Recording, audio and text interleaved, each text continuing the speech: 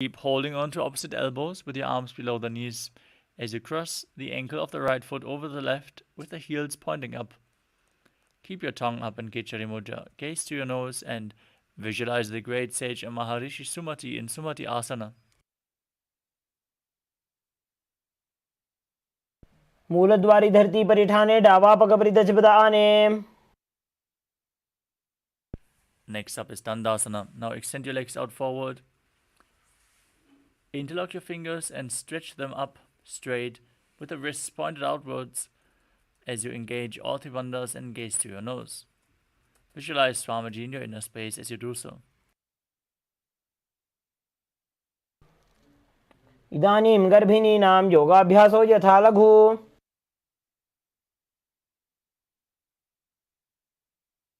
Next up is Adambhasana.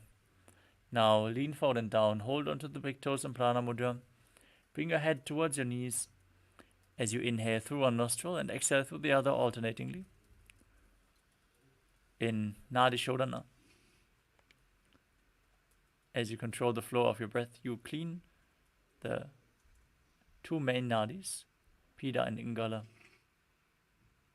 Ida and Pingala, as you visualize Swamiji in your inner space. दो पग मिलिवा पसारी पगा का अंगूठा पकड़ी लीलाट गोड़ा लगावे.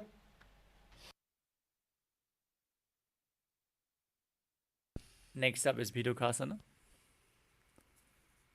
Now, with your legs stretched out, raise your knees slightly. Keep some distance between your heels. Lean forward, bring your shoulders down and wrap your hands in and around the legs, holding onto the ankles from the outside of the feet. Gaze to your third eye as you visualize Swamiji in your inner space.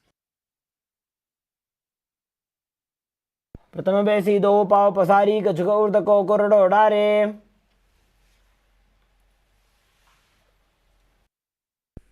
Next up is Jalandhari Pavasana. Now bring your arms underneath the shins with the palms facing up. As you place your forehead down, bring your chin towards the heel. Gaze to your nose and visualize Swamiji in your inner space. दो एड़ी में लिखे दीजिए हाथ पसारी.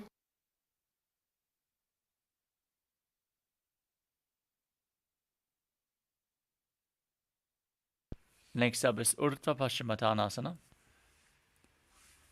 As you sit with your legs extended forward, bring one leg behind your neck. If you can't bring it behind your neck, you can also bring it over your shoulder or cross it over your knee, pull it towards your chest, and then lean forward and down. Hold on to the front foot with both hands. Gaze in Shambhavi Mudra as you visualize Swamiji in your inner space and perform the Pratyahara Pranayama. Visualize your Kundalini Shakti is flowing upwards through your body through 9 various points. The first point are the soles of the feet. From there, it moves to the genital region. From there, through the navel, to the heart, to the throat, to the uvula, the top of your mouth, the third eye center, the top of your forehead, until it finally pierces the Brahmaranda, the crown of your head. Now, visualize Swamiji and perform the Mula Bandha in Urdhva Paschimottanasana. पश्चिमतानवत् संस्थितिं कृत्वा एकं पादं ग्रीवायां धृत्वा तिष्ठेत्. Next up is Anantasana. Now, with your leg behind your neck, lean back and lay down straight as you gaze to your nose and visualize yourself as endless, eternal, infinite. उत्तानशयने एकैकं Pai ग्रीवायां विन्यस्य. From Anantasana, roll onto the side of the hand holding onto your foot. Now, rest on the side of your body as you feel in complete control and gaze to the nose.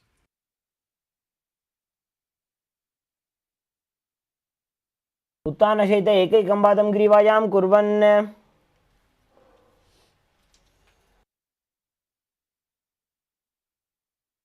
Next up is Tirishasana. As you lay on your back, pull your knees in towards your chest Encircle them with your hands and rock your body from side to side as you visualize Swamiji in your inner space. उत्तानशयनं जानुनि हृदयवष्टम्भ. Next up is Urdhva Paschimottanasana on the other side. Now bring the other leg behind your neck and lean forward and down as you visualize Swamiji in your inner space.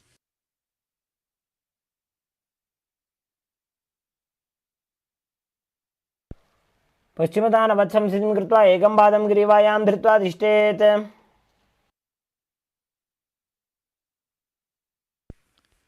Now straighten your spine. Lean backwards as you hold onto the foot behind your neck with the opposite hand. Shift your gaze to the nose and visualize your unending Ananta in Anantasana on the other side. उत्तानशयने एकैकं पायिग्रीवायां विन्यस्य.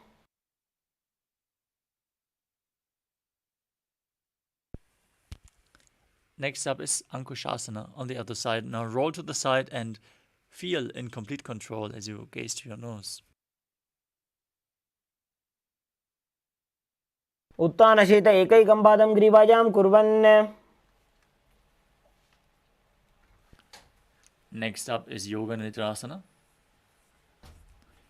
As you lay on your back, now lift one by one your legs up behind your neck.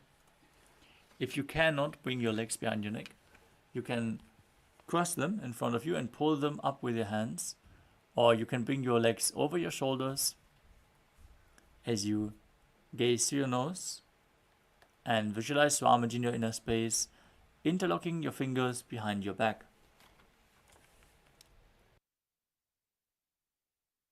पादाभ्यां वेष्टयेत् कण्ठं हस्ताभ्यां पृष्ठबन्धनम्. We move on to Atmaramasana. While laying on your back, raise the legs towards your head. Wrap your hands around the legs and interlace your fingers behind your neck. Gaze to the nose and visualize Lord Vishnu blessing you from within. आत्मा राम आसन प्रथमसु धोसो वे.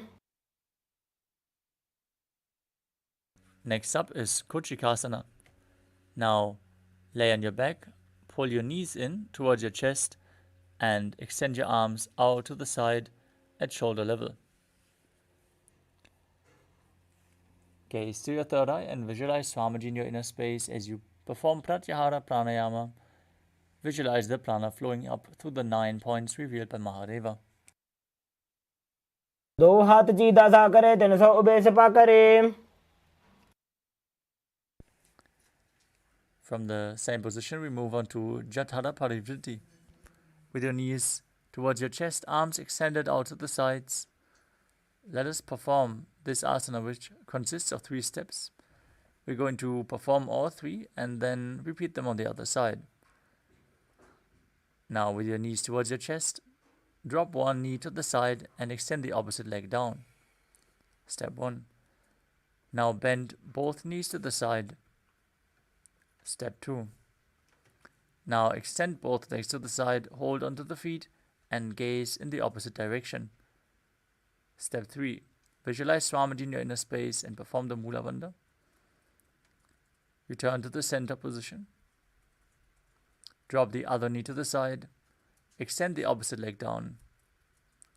Step 1. Bend both knees to the side. Step 2. Extend both legs to the side and hold them with your hand as you gaze away from the feet. Step 3. वृत्तिकुक्षे भागे त्रिधा हि परिकीर्तितः. Next up is the Dviparapitam. As you lay on your back,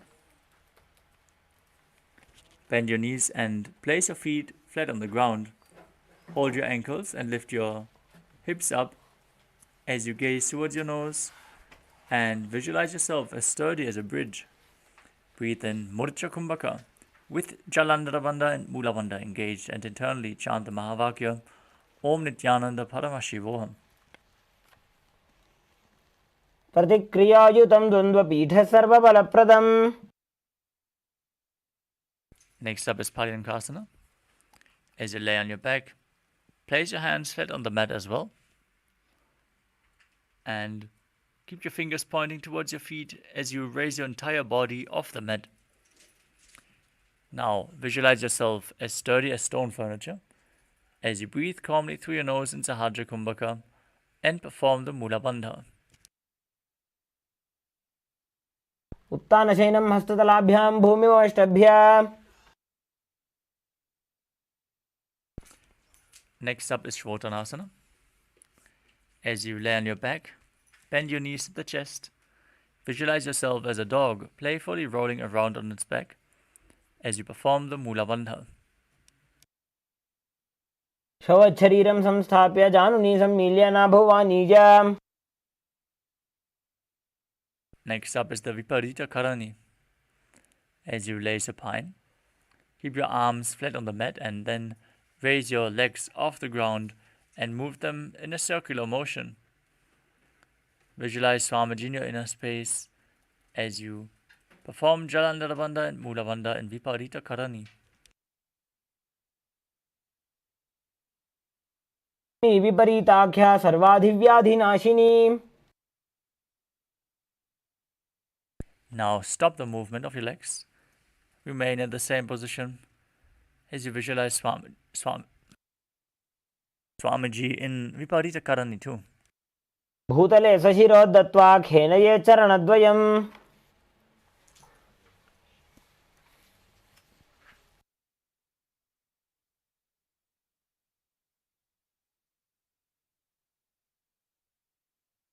The next asana is Langalasana.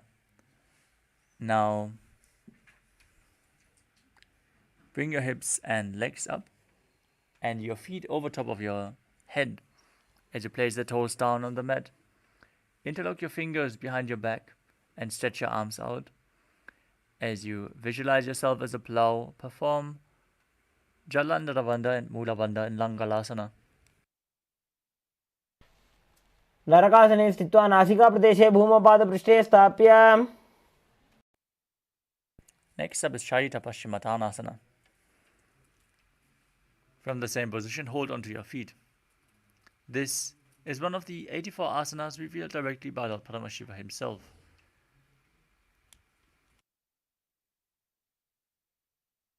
तानं शयित्वात् कुर्वीत शयितपश्चिमतानकम्.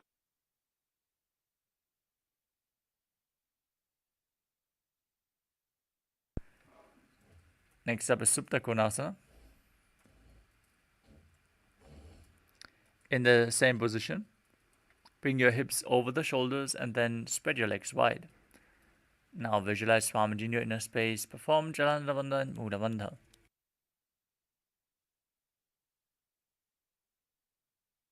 परिवृत्ते कुक्षि भागे त्रिधा हि परिकीर्तितः. Next up is Chakrasana. As you join your feet back together above your head, hold onto your ankles and roll onto your back as you keep your arms and legs straight, visualizing yourself as a chakra or wheel in Chakrasana. शवासनस्तद्वौ पादौ कुर्यान्मस्तकतः परौ.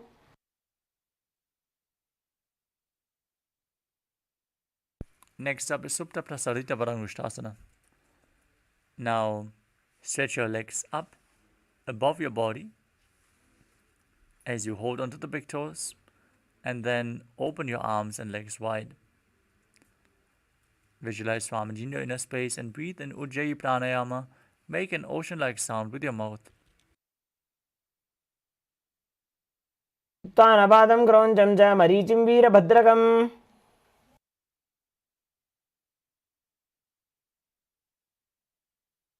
Now join your feet back together above your body. Keep holding on to the big toes in Prana Mudra. Visualize Swamiji in Supta Parangushtasana. उत्तानपादं क्रौञ्चं च मरीचिं वीरभद्रकम्. Next up is Matsyasana. From the same position, place your feet in Padmasana and lay down flat as you bring your arms over your head. Hold on to opposite elbows, gaze to your nose and visualize Matsya, the fish avatar of Lord Vishnu. in Matsyasana.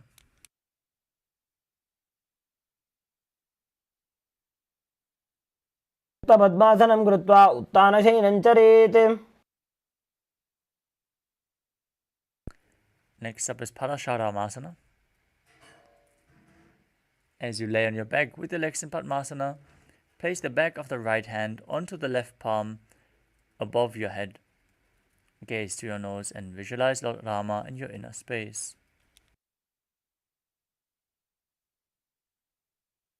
प्रथमकरे पद्मासन आचे सुधो सोवे भूपरिपाछे.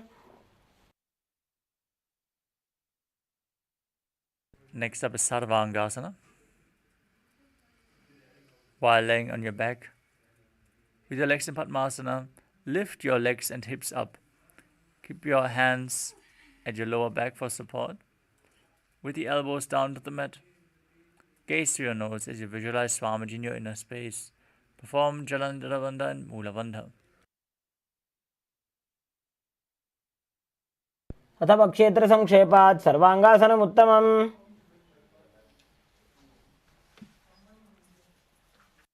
Next up is Vrishikasana. As you lay on your back, place one foot on top of the opposite thigh. Extend your arms up above your head. Hook the fingers forward as you gaze to your third eye and visualize yourself as a scorpion. प्रथमशयन सुधो शीर्षकेशिकी संधि सुदाखे. Now repeat the asana by placing your foot on top of the opposite thigh. Gaze to your third eye and visualize yourself as a scorpion. प्रथमशयन सुधो शीर्षकेशिकी संधि सुदाखे. Next up is Vrishaparakshitasana.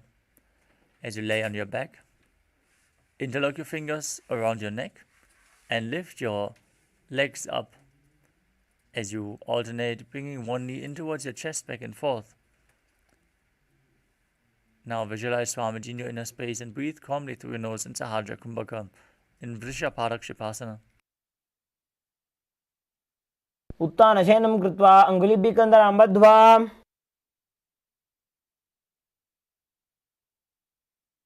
Next up is Maruttanasana. As you place your hands at the side of your hips, pull your knees in one by one and touch your knees to your ears again and again. Now visualize Swamiji in your inner space. श्रोतानवत् संस्थितिः कृत्वा जानुद्वयं पर्यायेन कर्णयोः संस्पृशेत्.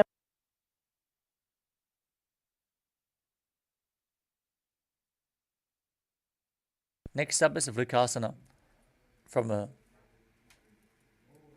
prone position, place your feet flat on the mat and then stand up and sit back down, visualizing yourself as a wolf. उत्तानशयनं कृत्वा पादतलाभ्यां भूमिं धृत्वा.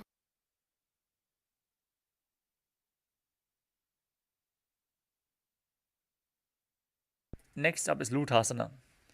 As you lay on your back, throw your legs above your head and completely roll over. As you repeat this again and again, visualize Swamiji in your inner space. Once you finally finish, end in a prone position. उत्तानशयनं पादौ शिर उल्लङ्घ्य भूमौ स्थापयित्वा. Next up is Saradhasana. As you lay down on your stomach, keep your hands by the shoulders, toes pointing back. Contract your lips, make a whistling sound while inhaling, like that of a flute. As you visualize yourself as a chariot, carrying warriors into battle for Dharma on your chariot back in Saradhasana. निद्यशयनं कृत्वा नाभिं भूमौ निधाय.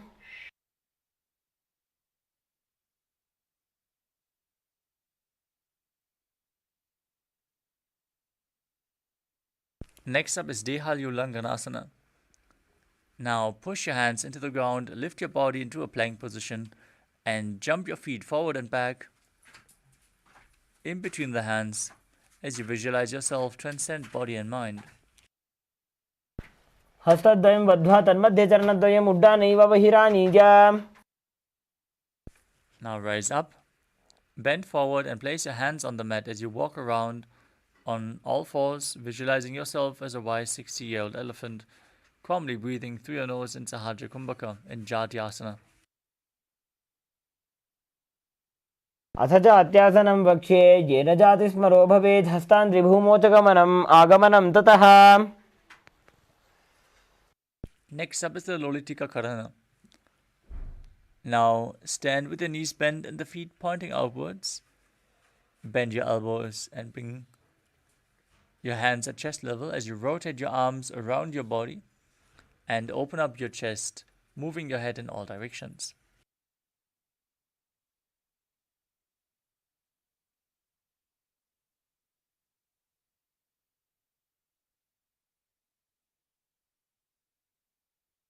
Next up is Sadapasana. Now stand erect on the mat and tie your feet with a rope if you have one available. Keep your hands at the side of the hips. As you visualize, your Kundalini Devi is rising and curling upwards around your body as you stand completely straight.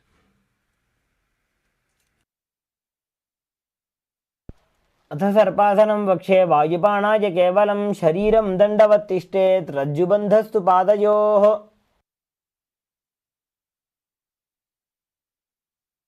Next up is Ushtra Sadhanasana. From a standing position, lean forward and down. Hold onto the front of your feet as you step your feet on your hands.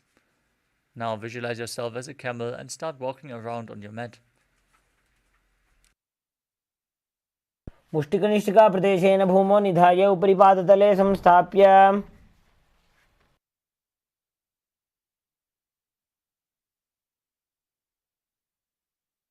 Next up is Ashvasana. From the same position, hold the outside of the feet and walk around on the mat, visualizing yourself as a horse.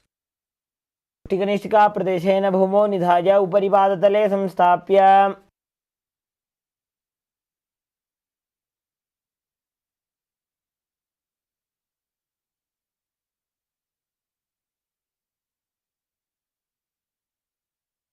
Next up is Kapota Nitakasana.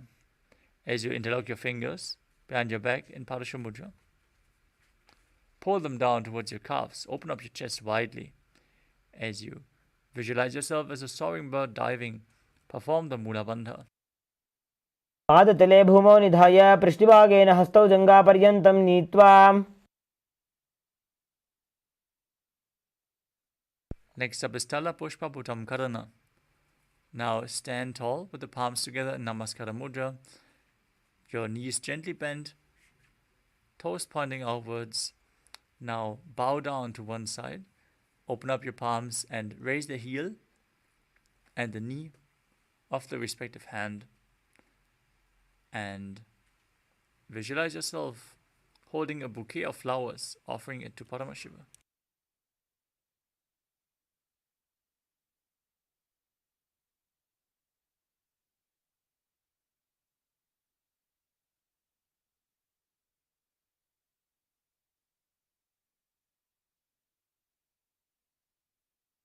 Next up is Khadgasana. Now visualize yourself as a rhinoceros. Gaze to your nose and then lay down on your stomach and jump your feet back up towards your hand and stand with your arms, hands together in Namaskara Mudra, forming the horn of the rhinoceros. भुजसर्तमासनं कृत्वा पादतलाभ्यां भूमिं धृत्वा.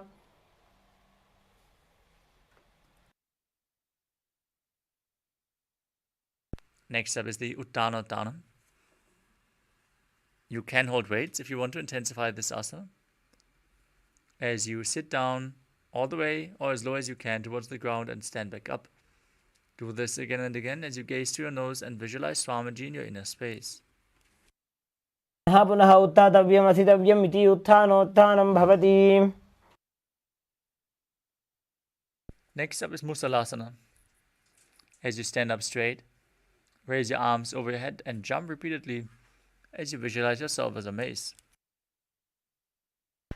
सरलं स्थित्वा ऊर्ध्वं बाहु नजेत् वारं वारम् उड्डानं कृत्वा.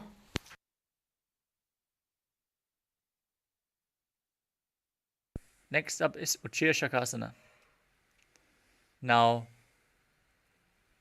pull the sole of one foot towards your chest and sit down and stand back up with the other leg, alternating on both sides as you gaze to your nose and visualize Swamiji in your inner space.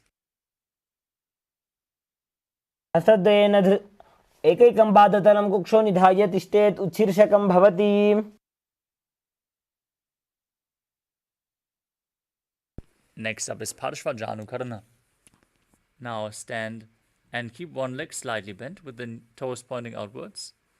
Then pull the other knee up towards your chest and circle with your arms with the hand in a fist. Place your hand on the inner thigh with the fingers pointing towards the center of your body.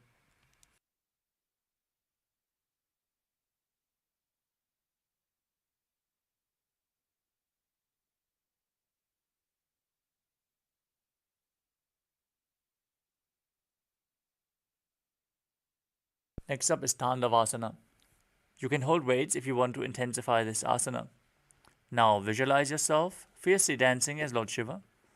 As you extend your arms and one leg forward, sit down and stand back up on one leg.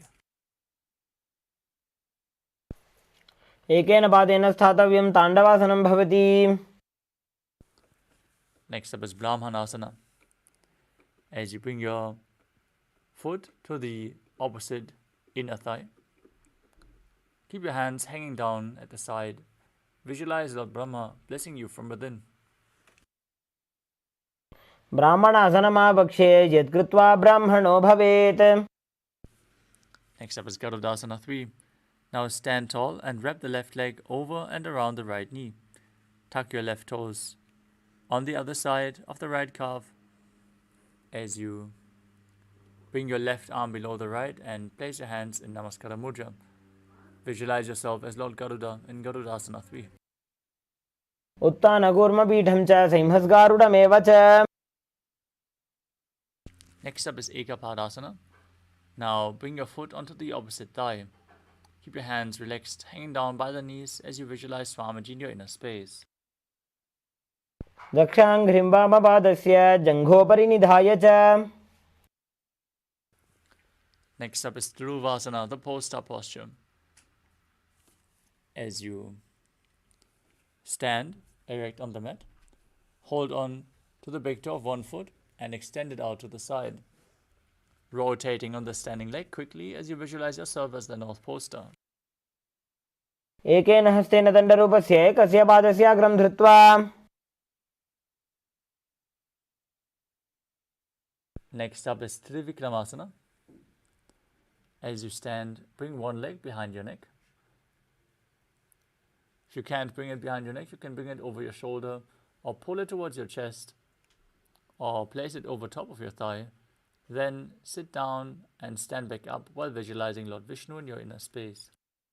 एकेन पादेन स्थातव्यम् उत्थातव्यम्.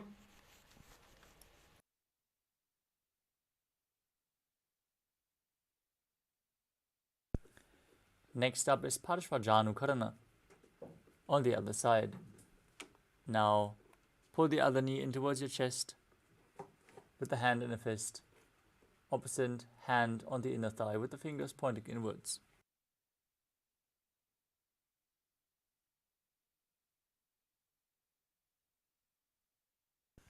Next up is Tandavasana on the other side.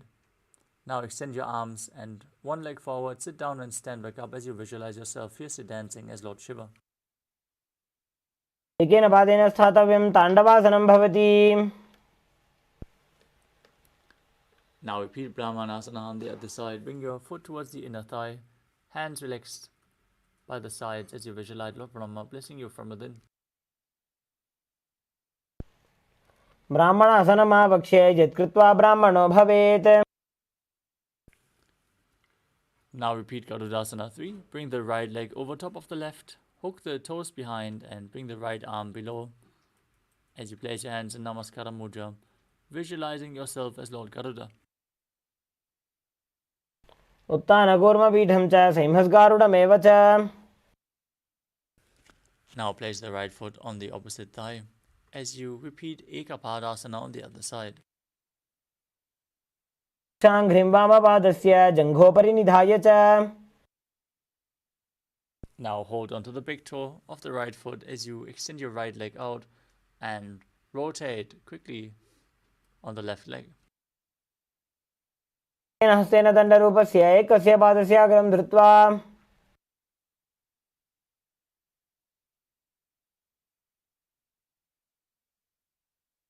Next up is Trivikramasana on the other side.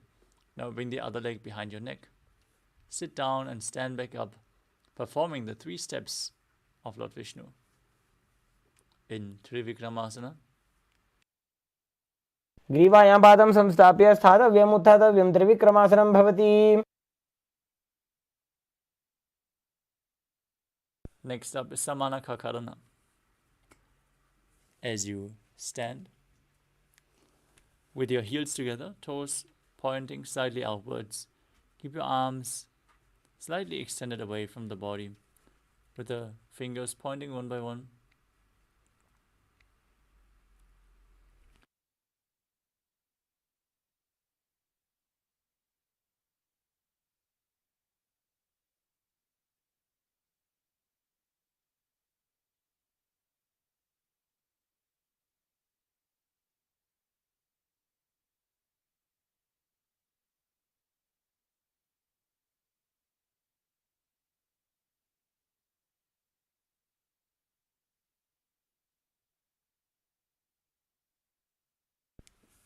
Now we enter the final 100 asanas of this sequence, starting with Gorak Anjali Asana.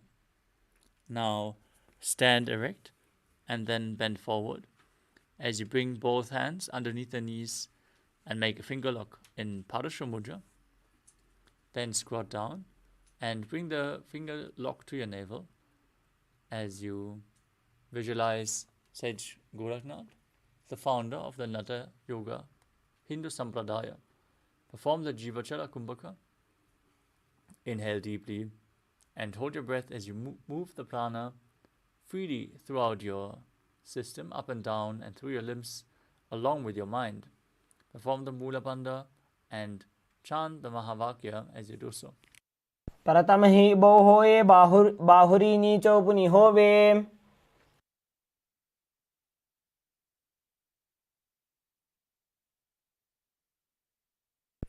Next up is Kanchi Asana.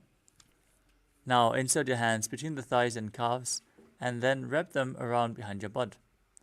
Now squat down and hold your hands behind your back as you keep your chest upright. And visualize Swamiji in your inner space. पूर्वमध्यात् हस्तौ निवेश्य नितम्बं धृत्वा पादतलाभ्यां भूमिं वष्टभ्य तिष्ठेत्. काञ्चासनं भवति. Next up is Bhairu Asana. As you bring your feet together and sit in a squatting position with your heels touching your perineum, hold your hands at the back in Parashu Mudra, gaze to the nose and gaze to your navel as you visualize Bhagavan Kala Bhairava, the Lord of Time, in Bhairu Asana. दो पग की थलिया की माहिली को और मिला जी फना पानी उकड़ मोड़ वैसे. Next up is Varahasana. As you squat all the way down to the ground, keep your feet together and the toes apart. Bring your elbows up close to your head and join your palms behind your back in Anjali Mudra. Keep the fingers pointing downwards to the ground as you gaze to your nose and visualize yourself as Varaha, the boar avatar of Lord Vishnu. पागतली की माहिली core मिला जी फना पानी उकड़ वैसे. Next up is Plipitasana. As you hold on to the big toes in Prana Mudra, raise your hips to the same level as your knees. Now visualize Swamiji in your inner space as you perform the Mula Bandha.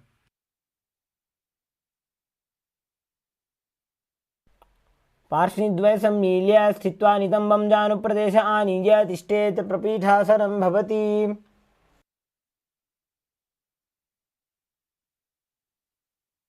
Next up is Bakasana. As you place your hands on the mat with the fingers wide, place your knees onto the back of your arms. Lean forward, find balance and lift your feet off the mat. Visualize yourself as a crow as you perform Jiva Chala Kumbhaka, moving the retained prana up and down throughout your system. हस्ताभ्यामवनिमवष्टभ्या जानुद्वयं नाभौ सम्मील्य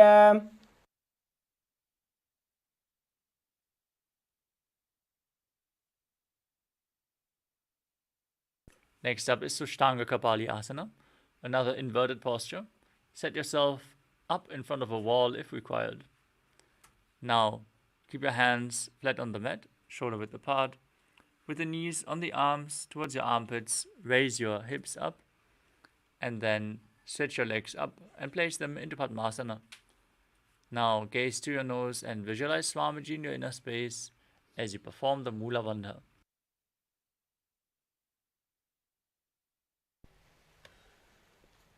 आसन कोकण कपाल आछो होई.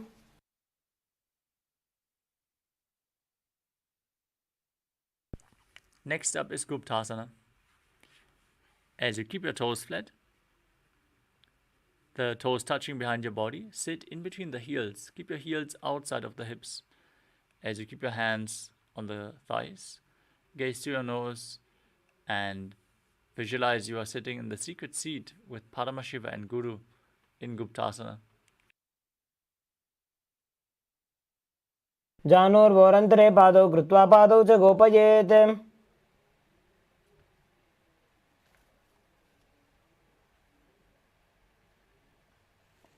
The next asana is Vrikshasana too.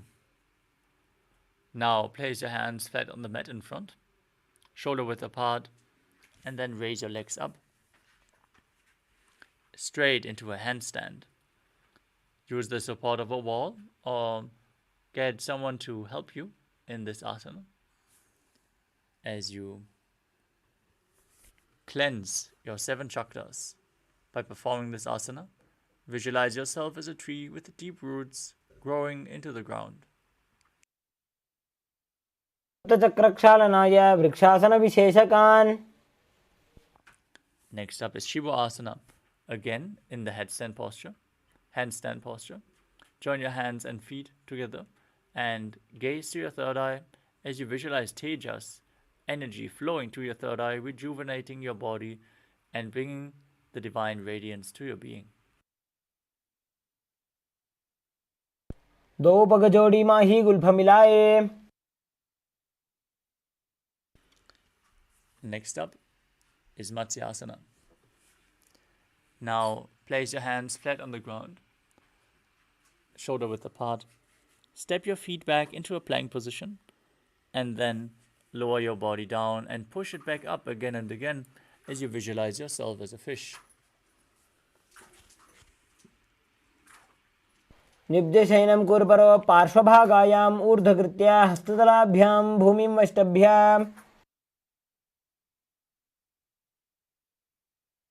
Next up is Sadapasana too.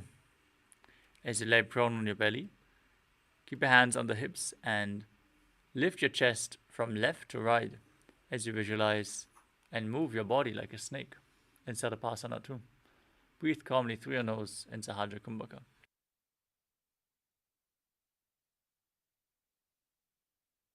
दिब्जं शयनं कृत्वा हस्तौ नितम्बं संस्थाप्य.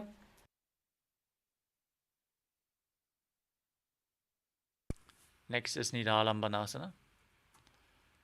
As you lie prone on your belly, keep your hands in Padma Mudra, the lotus mudra. As you hold onto your chin, place your elbows on the mat in front of you, with the toes pointing backwards. Feel self-supported and completely independent.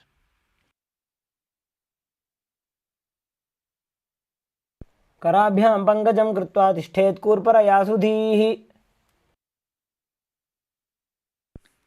Next up is Chadrasana. As you lay on your stomach, place your hands flat on the mat in front and straighten your arms, pushing your upper back up. Bend your knees and bring your feet towards your upper back as you visualize yourself as an umbrella protecting your Guru from the sun rays. ध्यासनं स्थित्वा हस्ततलाभ्यां भूमिं वष्टभ्य.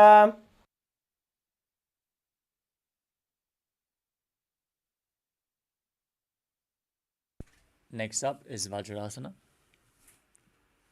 As you visualize yourself as Vajra, the weapon of Indra, symbolizing your indestructibility, sit in a kneeling posture with your perineum on the heels, feet flat, extend your arms out at front and place your forehead on the ground.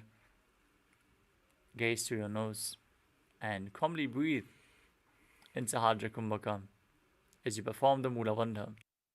इदानीं गर्भिणीनां योगाभ्यासो यथा लघु सुखप्रसवलाभाय प्रोच्यते प्राक्तने पथि.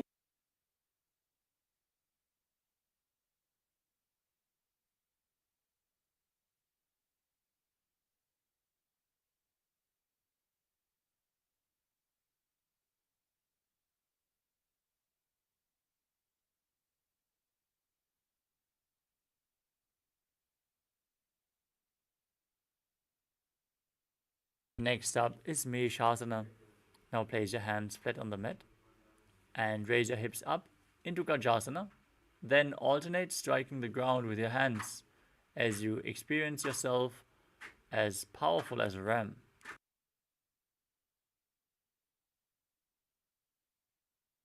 गजासन संस्थितो एकैकं बाहुं भूमौ ताडयेत्. Next up is Ajasana. From Gajasana, raise your legs up and slowly lower your forehead down towards the ground as you visualize yourself as unborn, existing for all eternity.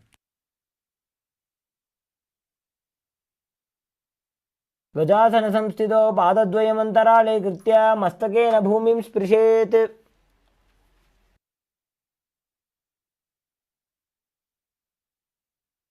Next up is Dhanantarasana. Sit in a kneeling posture and hold on to your big toes as you pull the feet towards your perineum and then place both hands on the respective thighs. Gaze to your nose, visualize Swamiji in your inner space and breathe in Ujjayi Pranayama, making an ocean-like sound with your mouth on the inhalation as you perform the Mula Bandha in Dhanantarasana. पूर्व विधि परिहाता की काकसी से फणा शरा मोड़ी. We move on to the Angamotanam. Now interlace your fingers at front and move your arms up, down, left, right in all directions. Then interlock your fingers behind your back and repeat the movement, giving massage to various different joints and muscles of your body. As you visualize Swamiji in your inner space, perform the Mula Bandha. हस्तयोः अङ्गुले बद्ध्वा हस्तयोर्मध्यात् सर्वमङ्गं निष्कासयित्वा. Next up is Garudasana 4. Now sit on your heels in Vajrasana with the feet turned out to the sides. Bring your thighs and knees to the ground as you keep your spine straight, hands on the respective knees, as you visualize yourself as Lord Garuda flying Lord Vishnu and Lakshmi on his back. जङ्गोरुभ्यां धरां पीड्य स्थिरकायो द्विजानुना जानुपरिकरद्वन्द्व गरुडासनमुच्यते. Next up is Ananda Mandirasana. Now sit with your legs folded back, the toes pointing backwards, knees open wide, holding onto your ankles. Now shift your gaze to the third eye. Visualize yourself residing in the blissful space of a temple as you perform the Mula Bandha. अथ वक्षे वीरनाथ आनन्दमन्दिरासनं यत्कृत्वा अमरो धीरो भवत्येवेह साधकः. Next up is Mandukasana 2. Now sit with your knees wide, feet overlapping on your ankles.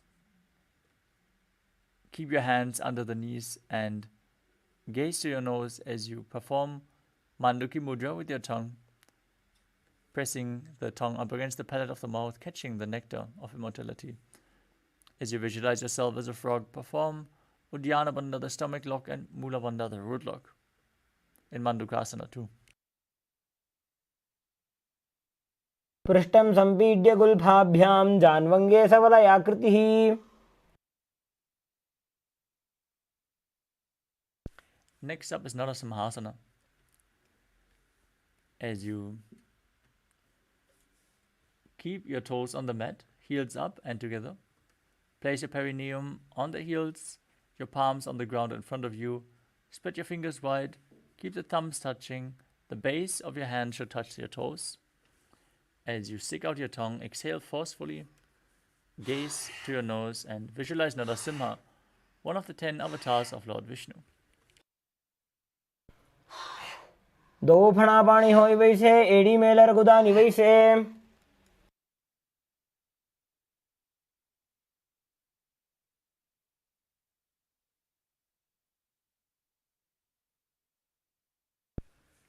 Next up is Bishrakasana. As you sit on the toes, with the perineum placed on the raised heels, cover your mouth with both hands cupped over top. Bring your thumbs beneath the upper teeth and close your lips. As you inhale through the right nostril and exhale through your mouth in Vishnaka Pranayama, gaze to your nose and visualize yourself as Devi, victorious over all your fears.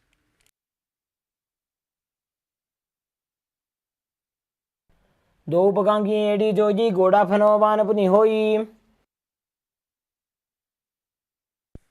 Next up is Makadasana.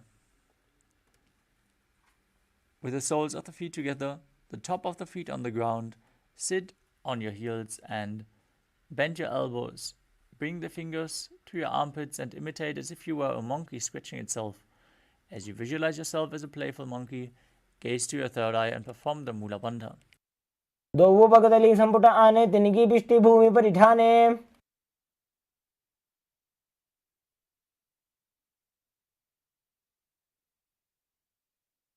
Next up is Vajra Sangarasana. As you stand on the toes, with the soles of the feet together, sit on your heels, keep your knees wide and off the floor, with your hands holding the elbows behind your back. Gaze to your nose and embody diamond-like strength for you and your Sangha, your spiritual community. प्रथम पणा पाणी होय वैसे दो वेड़ी गुदानी वैसे. Next up is Kanjanasana. Now, keep your toes down and cross your ankles. As you sit down on the heels, place your palms to the side onto the mat as you gaze to the nose and visualize perfect health beyond any and all physical or mental ailments as you perform Uddiyana Bandha and Mula Bandha.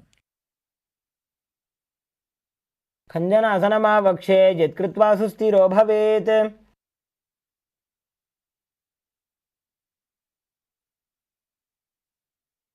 Next up is Kurmasana. From the same position, sitting on crossed heels, place your hands on the knees, shift your gaze to the nose, visualize yourself as a turtle with a stable body and mind to live for centuries as you breathe in Ujjayi Pranayama in Kurmasana.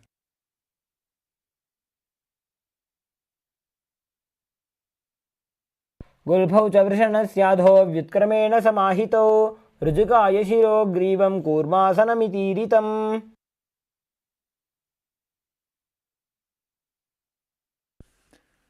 Next up is Yogasana.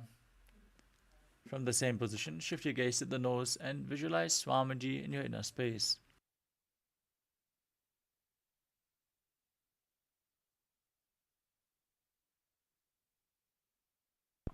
गुदं नियम्य गुल्फाभ्यां व्युत्क्रमेण समाहितः.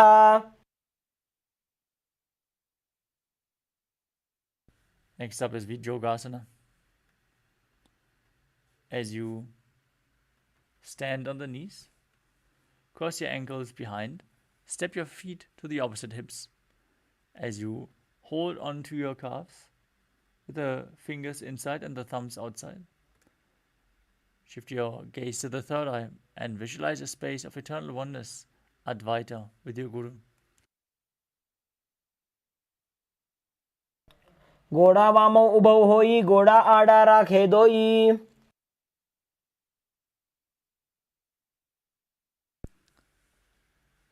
Next up is Ushtrasana too. In a kneeling position, bend backwards and hold onto your ankles with your hands. Now, keep your arms straight, push your hips forward and tilt your head back as you visualize yourself as a camel.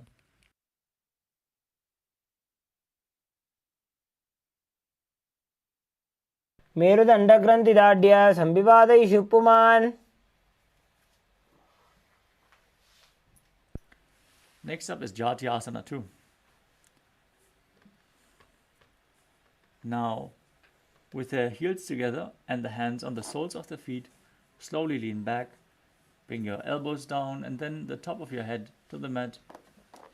As you gaze to your nose, experience yourself as a lotus blooming. दोवेडी संपुटकरे Sole मूलद्वारितरिधरे.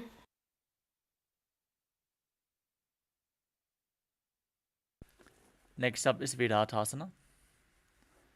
As you sit on your knees with thighs and calves together, lean back and touch your back to the ground as you raise yourself back up. Repeat this movement again and again, using the support of your hands if needed. जंगा पृष्ठभूमौ निधाय जंगोदरयोः ऊरुनी संस्थाप्य.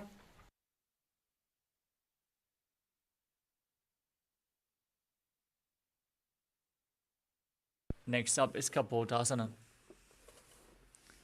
Now,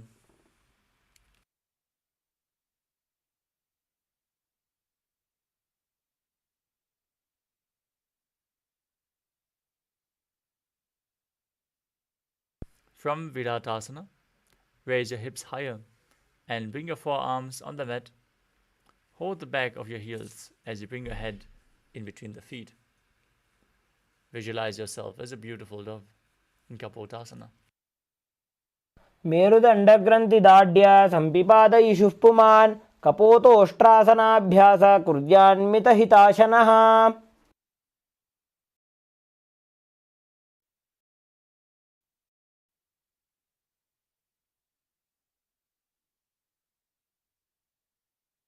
Next up is Varasana.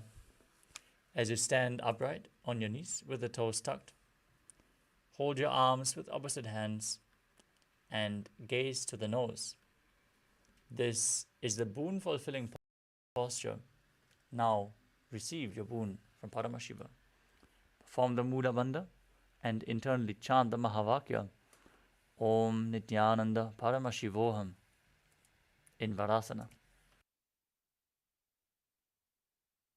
जानुनी भूमौ संस्थाप्य हस्ताभ्यां बाहु परस्परं धृत्वा सरलं तिष्ठेत्.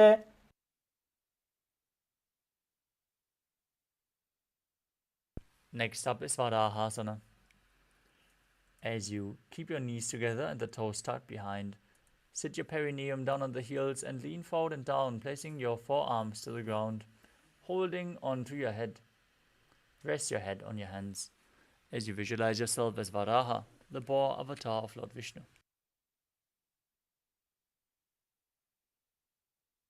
सूर्यं चन्द्रं भेदनानि आसनानि निकत्यते. कूर्परौ भूमौ स्थापयित्वा जानुभ्याम् अवनिमवष्टभ्य हस्तौ मस्तके संस्थाप्य.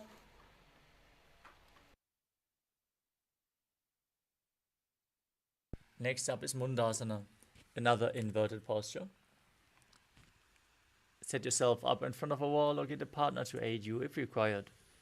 Now place your forearms on the ground, shoulder width apart. Interlace your fingers, place the crown of your head to the mat. Hold your head with both hands. As you walk your feet forward, align your hips with the shoulders and then straighten your legs up. Gaze to the nose as you visualize yourself as a love tree. Perform the Mula Bandha. अधो मुण्डासनं वक्षे सर्वेषां प्राणिनां सुखम्. ऊर्ध्वमार्गे पदे दत्त्वा धारयेन्मारुतं सिद्धिः.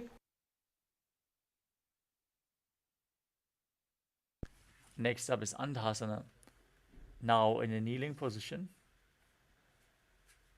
bend and place your head in between the knees. Keep your elbows adjacent to the knees. With your hands holding your head, exhale through your mouth As you inhale through your nose, gaze to the nose and visualize Swamiji in your inner space. As you breathe in Sahadra Kumbhaka, calmly through your nose and perform the Mula Bandha.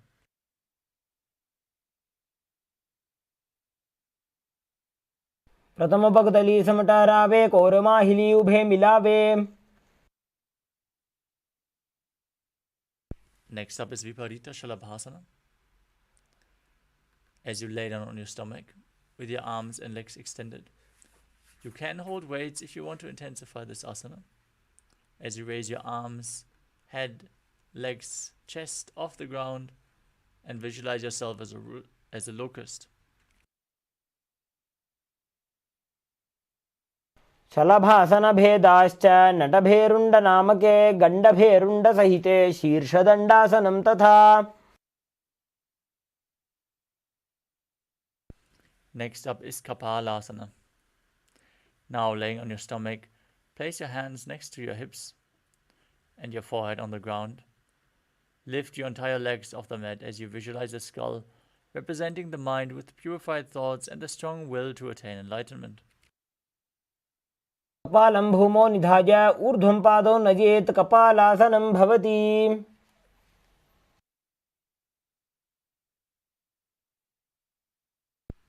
Next up is Akasha Kapotasana. As you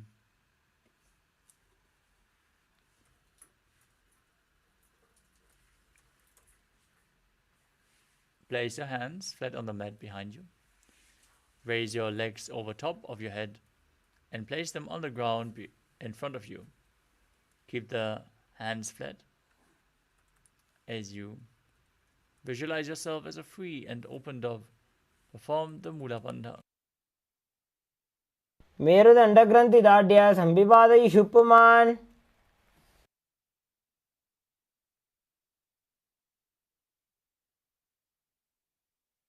Next up is Chatakasana. Now, from a kneeling position, place your forearms on the ground in front of you.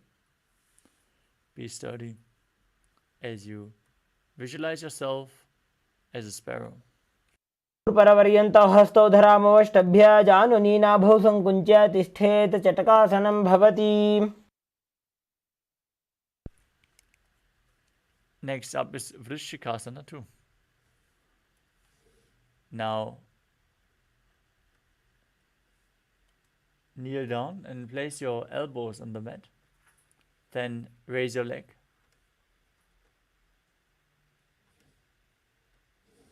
Over top of your head and touch your toes to your head as you visualize yourself as a scorpion.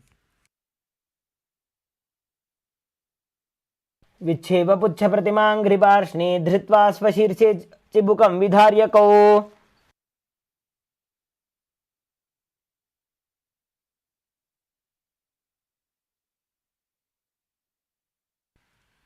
Next up is the Vrishasana.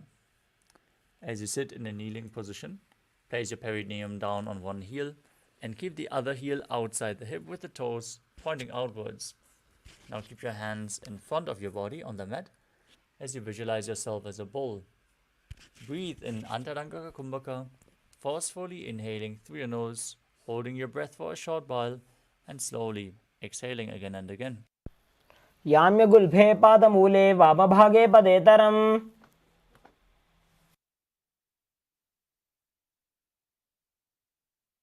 Next up is Lolasana.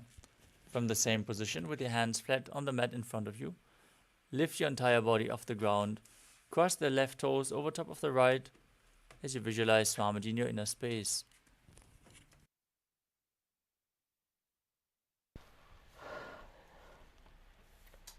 लोलासनं सदा कुर्याद् वायुलोलापघातनात् स्थिरवायुप्रसादेन स्थिरचेता भवेत् धृतम्.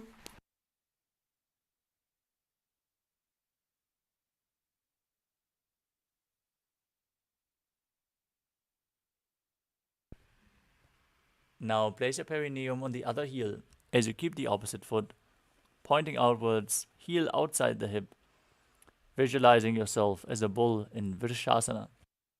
साम्यगुल्फे पादमूले वामभागे पदेतरं विपरीतं स्पृशेत् भूमिं वृषासनमिदं भवेत्.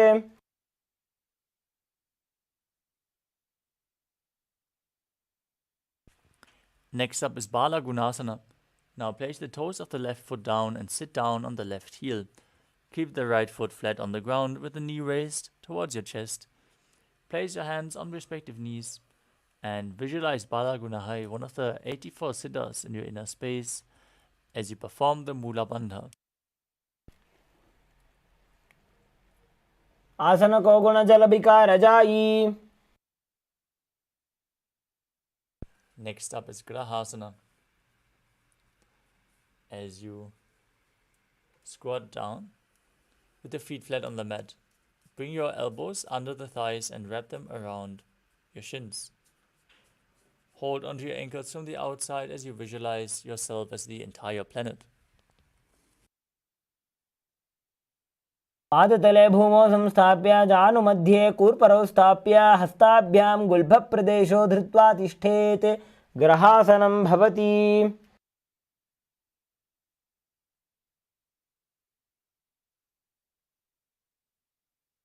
Next up is Balagunasana on the other side.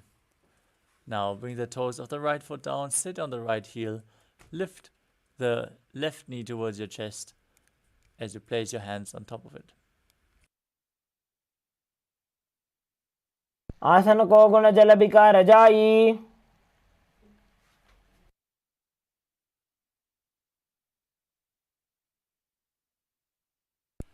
Next up is Utkatasana. You can use weights to intensify this asana. As you squat down on the toes, with the heels up and the knees off the mat, place your perineum on the heels and your hands on the respective knees. Keep your spine straight and visualize Swamiji in your inner space. युजास्पिजोऽस्ति यद ऊर्वजानो यत्रासने पादतलद्वयोपरि. Next up is Vajra Sangarasana 2. As you sit on the toes with the perineum on the heels, the soles of the feet together, keep your knees wide and off the ground as you hold onto opposite elbows behind your back. Visualize Swamiji in your inner space and perform the Mula Bandha. प्रथम पणापाणि होए जैसे दो वेड़ी गुदानी वैसे. Next up is Anilasana. Now, place your hands flat on the mat and step your feet on top of your hands and squat down. Keep your arms straight as you gaze through your nose and visualize you are able to live off of air alone. Forcefully inhale in Antaranga Kumbhaka as you do so.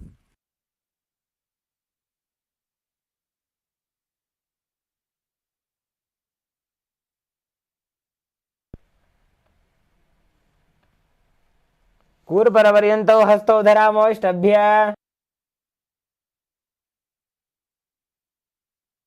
Next up is Padukasana.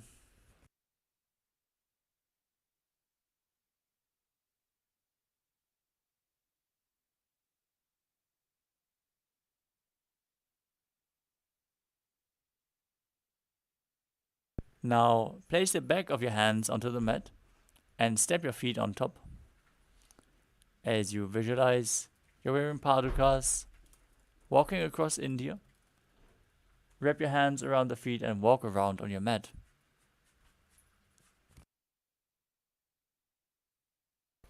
हस्ततलयोः पादतले कृत्वा तिष्ठेत् गच्छेत्. पादुकासनं भवति. Next up is Kukku Todanasana. Now place your hands on the ground, shoulder width apart, and jump your feet up again and again, letting them fall back down as you visualize yourself as a rooster. हस्ततले भूमौ कृत्वा पादतले च ऊर्ध्वमुड्डानं कृत्वा भूमौ पतेत्.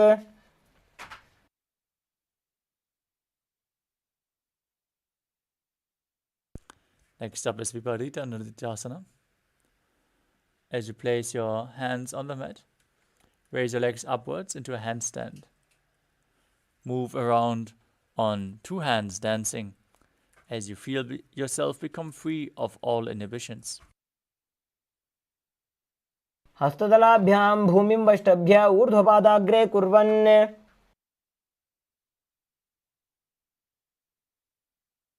Next up is Kunjarasana. Now, separate your feet and place one palm down on the mat with the arm straight, placing the other hand at your head. Visualize Swamiji in your inner space. Gaze forward, eyes wide open, unblinking, gazing within in Shambhavi Mudra. Look into your inner space as you breathe calmly through your nose in Sahajra Kumbhaka and perform the Mula Bandha.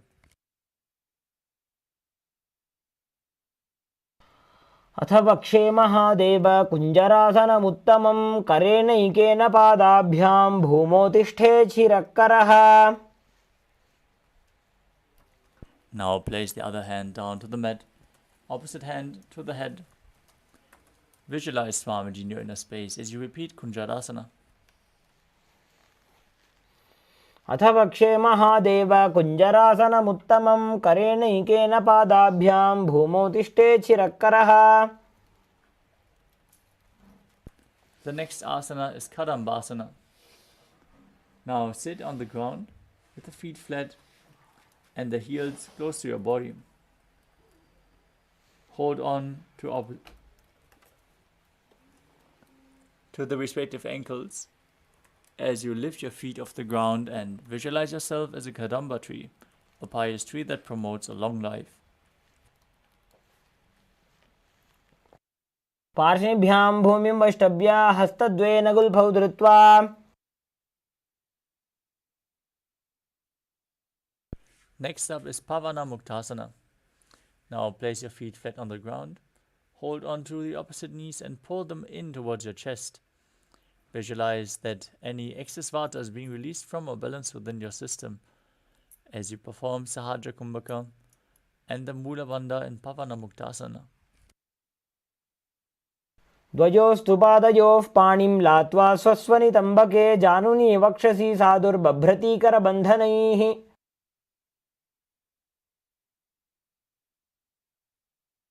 Next up is Chakodasana. As you bring one leg behind your neck and place your hands to the side, extend the opposite leg up and lift your entire body off the mat. Gaze to your third eye as you visualize yourself as a powerful source of energy and perform the Mula Bandha as you do so.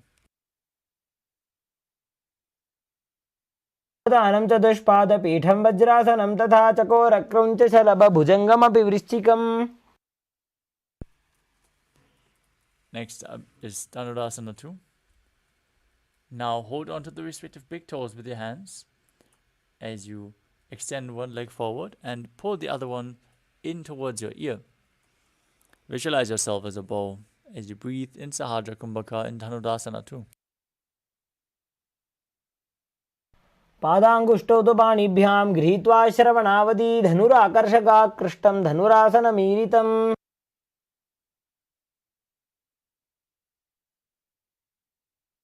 Next up is Ashtavakrasana.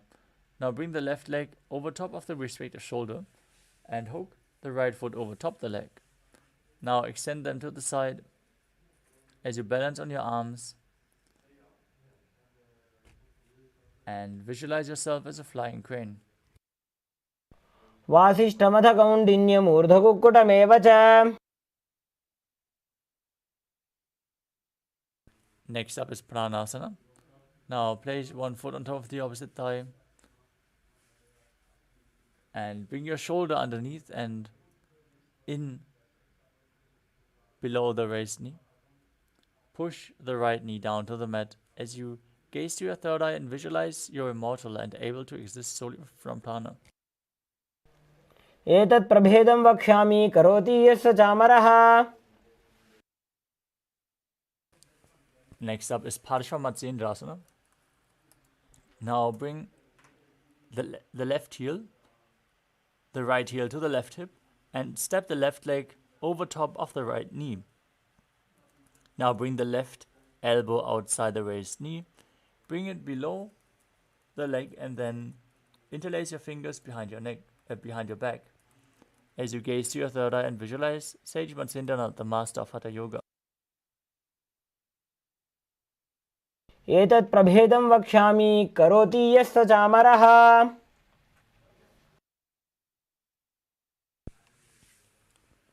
Now repeat Chakrasana on the other side. As you raise the other leg behind your neck, extend the opposite leg forward and visualize yourself as a powerful source of energy as you balance above the mat.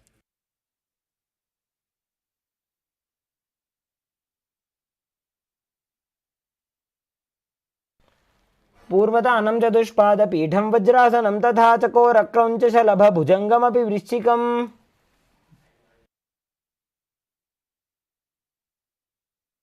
Now repeat Dhanurasana 2. Pull the other foot towards your ear as you hold on to the big toes in Prana Mudra. Visualize yourself as a bow as you do so.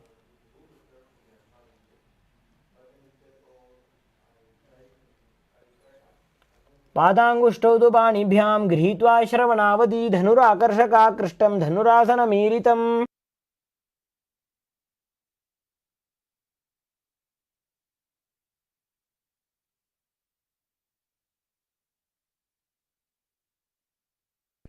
Now repeat Ashtavakrasana on the other side. As you hook the right foot over the shoulder, extend both legs out to the side. Balance on your arms as you lean forward and visualize yourself as a flying crane. वासिष्ठमथ कौण्डिन्यमूर्धकुक्कुटमेव च. Next up is Pranasana. Now place the right foot on the left thigh. The other foot on the opposite thigh as you bring your shoulder beneath the raised knee, hands on the ground, pushing the other knee down to the mat. Gaze to your third eye as you visualize you're immortal and able to exist solely from prana in Pranasana.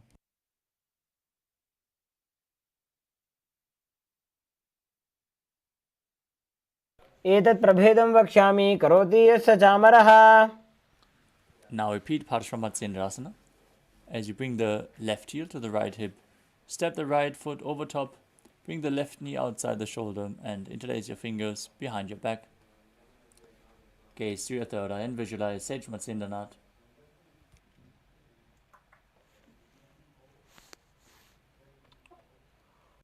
पार्श्वाभ्यां धृत्यते यास्तु पार्श्वमत्स्येन्द्रमुत्तमम्. Now place one heel against the perineum and extend the opposite leg forward. Lean forward and down, hold onto the foot with both hands as you visualize Swamiji in your inner space. Gaze in Vaishnavi Mudra without focusing on the external objects and perform Jiva Chala Kumbhaka, moving the retained prana through your system in Ardha Paschimottanasana. एकं पादं प्रसार्य एकं पादस्य पार्श्वनासीवनी सम्पीड्य. Next up is Kraunchasana. Now bring the left foot outside of the hip as you hold onto the right foot and extend it up towards your face. Now visualize yourself as a crane as you keep your leg straight.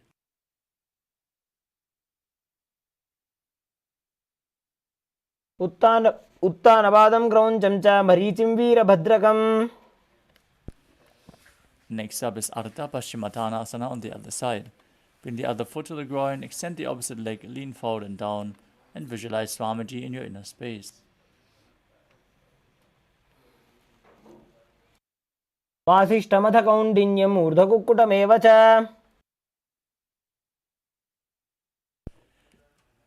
Now bring the other foot outside the hip and hold onto the left foot as you extend it forward and up, visualizing yourself as a crane. उत्तानपादं क्रौञ्चं च मरीचिं वीरभद्रकं नटराजं त्रिकोणं च सुप्ताङ्गुष्ठप्रसारणे. Next up is Swastikasana. As you sit with the soles of the feet in between the thighs and calves, keep your spine straight and place your palms on the respective knees. Gaze to your nose and embody peace, well-being, good fortune and prosperity Visualize a swastika.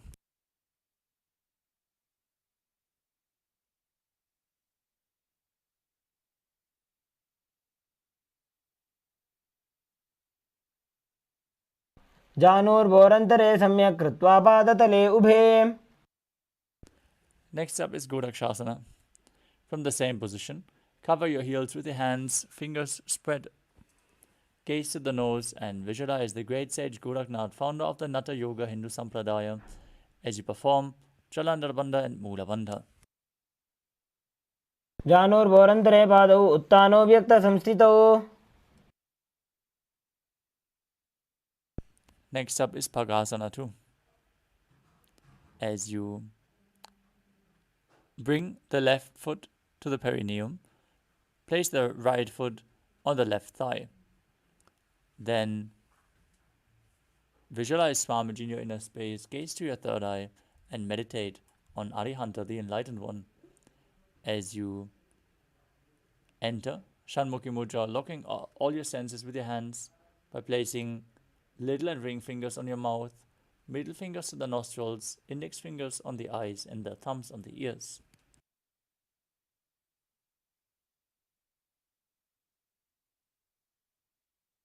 वामपार्श्वगुदं संस्थाप्य दक्षाङ्घ्रिवामजगने. Next up is Yogasana 2. As you place your feet on top of opposite knees, keep your hands at the side of your body with the palms facing up. Gaze to your nose, visualize Swamiji and perform Kakachanchu Kumbhaka. Roll up your tongue and keep your mouth in the shape of the beak of a crow as you inhale through the rolled up tongue in Yogasana 2.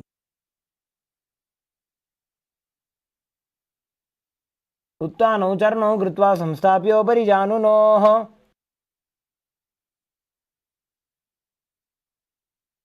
Next up is Urdhva Kukutasana. From Padmasana, place your palms flat on the mat beside you and lift your entire body up. Visualize yourself as a rooster as you perform the Moola Bandha. वासिष्ठपथकौण्डिन्यम् ऊर्ध्वकुक्कुटमेव च. Next up is Siddha Haratali Asana. From Padmasana, insert both hands through the thighs and calves. Place them on the mat. Don't lift your body up. Stay seated on the mat as you gaze through your nose and visualize Swamiji in your inner space.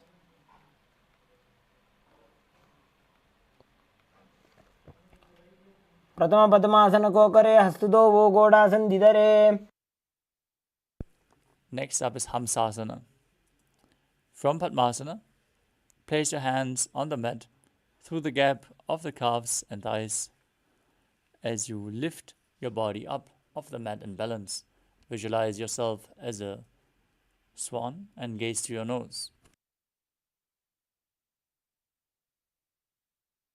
कुक्कुटासनं स्थित्वा स्कन्दपर्यन्तं ऊरोनि नीत्वा. Next up is Karmukasana. With your legs in Padmasana, push your hands in between the thighs and calves and extend your legs. Extend your hands behind you as you interlock them in Parashu Mudra. Place your forehead on the ground and visualize yourself as Pinaka, Lord Shiva's bow.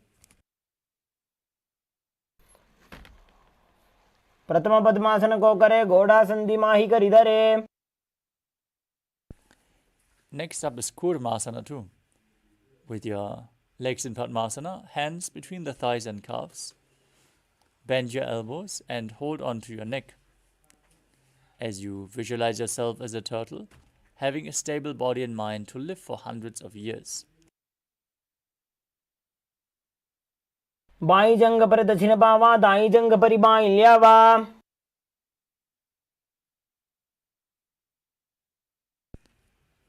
From the same position, tuck your chin to the chest, gaze to your nose and rejoice, knowing you are sitting in Shiva's secret knot posture as you perform Jalandhar Bandha and Moola Bandha in Granthi Bhedhasana. वक्षे नीलकण्ठ ग्रन्थिभेदासनं शुभम्. Next up is Uttana Kurmasana. From the same position, Roll onto your back. Hold onto your shoulders as you lay on your back with your legs in Padmasana, embodying a turtle laying on its back as you gaze to your nose. कुक्कुटासनबन्धस्थं कराभ्यां धृतगन्धरं पीठं कूर्मवदुत्तानम् एतदुत्तानकूर्मकम्. Next up is Pangu Kukutasana. Sit back up in Padmasana. Now place your hands in between the thighs and calves. Place one hand flat. Hold its ankle with your hand as you push your body off the mat and balance on one arm, visualizing yourself as a rooster. कुक्कुटासनस्थित्वा एकेन हस्तेन अन्यस्य मुनिबन्धं धृत्वा. Now place the other hand flat. Hold its wrist. Visualize yourself as a rooster. Repeat Pangu Kukutasana on the other side. कुक्कुटासनस्थित्वा एकेन हस्तेन अन्यस्य मुनिबन्धं धृत्वा.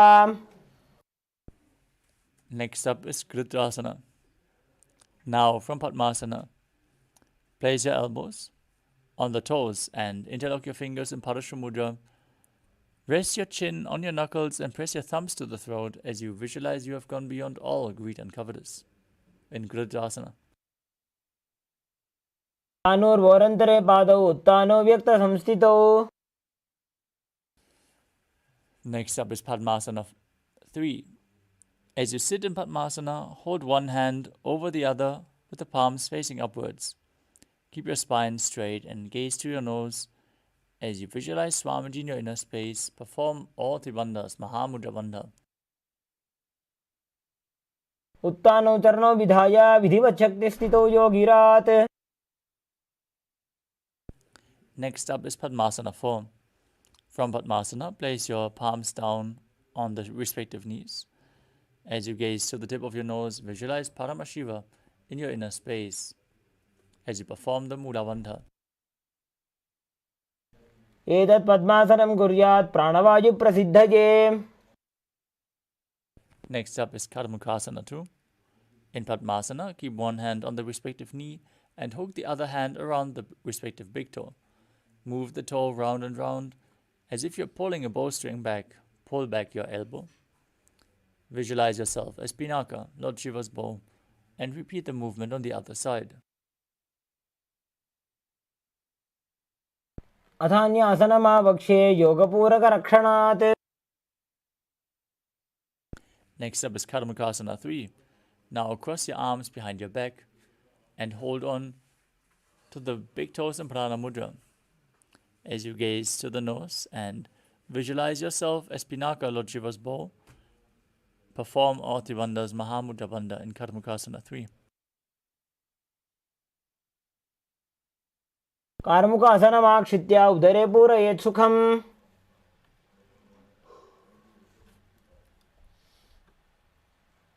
Next up is Dridhasana. Maintaining the same position, open up your chest, lift your chest, and gaze at your third eye as you visualize yourself as the action of Paramashiva's third eye, destroying anything you come across.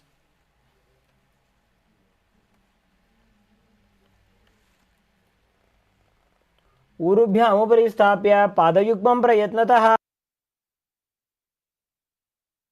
Next up is Nagrasana. As you sit with your legs in Padmasana, arms crossed behind, lay down on your back. Try to keep holding on to the big toes, otherwise just lay on your crossed arms behind your back. Gaze through your nose and visualize yourself as a snake as you breathe in Sahadra Kumbhaka and engage the Mula Bandha in Nagrasana.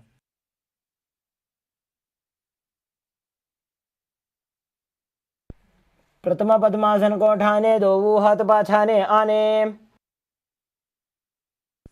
Now free your arms and legs. Pull your knees into your chest. Tuck your chin to the knees as you encircle your legs with your arms. Squeeze your body into a ball in Kandukasana.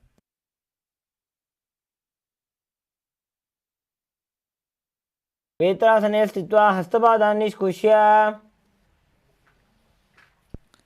Next up is Urdhva Bhavanasana. As you keep your feet flat on the mat, interlock your fingers behind your neck. Gaze to your nose as you visualize Swamiji in your inner space. प्रथमे सौधो सैन्य करावे घोड़ा उभा राशि मिलावे. Now bring upturned palms beneath your heels as you push your hips up. Contract the perineal floor and tuck your chin to the chest in Jalandhara Bandha as you perform Mudra Kumbhaka, exhaling through the engaged throat lock as you visualize yourself as a powerful alpha ape in Marakata Pitasana. उत्तानशयनं पादतले उत्तानहस्तयोः स्थापयेत्. Now place your hands to the lower back and raise your hips up, supporting them with your hands, elbows on the ground, bearing the weight of your body. As you gaze through your nose and visualize Swamiji in your inner space in Uttana Shikipitakasana. जङ्घोरुबलहीनश्चेत् उत्तानशिखिपीठकम्. Next up is Narakasana. As you lay supine and raise your legs and hips up, keep your hands and arms flat on the mat supporting you. Be straight. Visualize yourself blissfully traversing through Naraka Loka unscathed as you perform Jalandhara Bandha and Mula Bandha in Narakasana. ग्रीवाकण्ठेन भूमिं विष्टम्भ पादाग्रद्वयमूर्धमुत्रजेत्. Next up is Tirthanukasana. Now place your hands to the lower back. Keep your legs even straighter and then lower and angle them down, keeping your core engaged as you visualize yourself as a boat crossing the ocean of samsara in Tirthanukasana.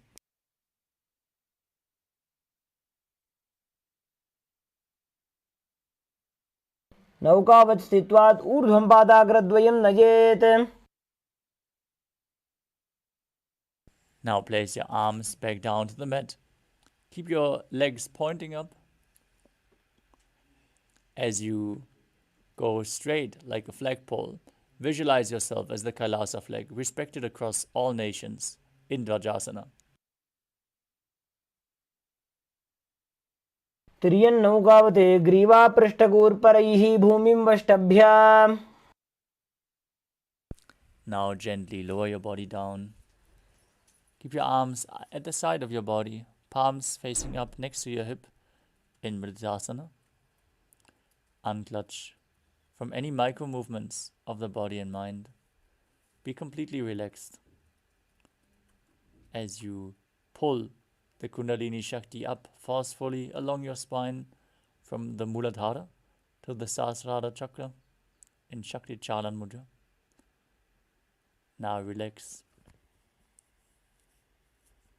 Visualize your body is dead and the Supreme Pontiff of Hinduism, Swamiji, is liberating you as you internally chant the Mahavakya Om Nithyananda Paramashivoham.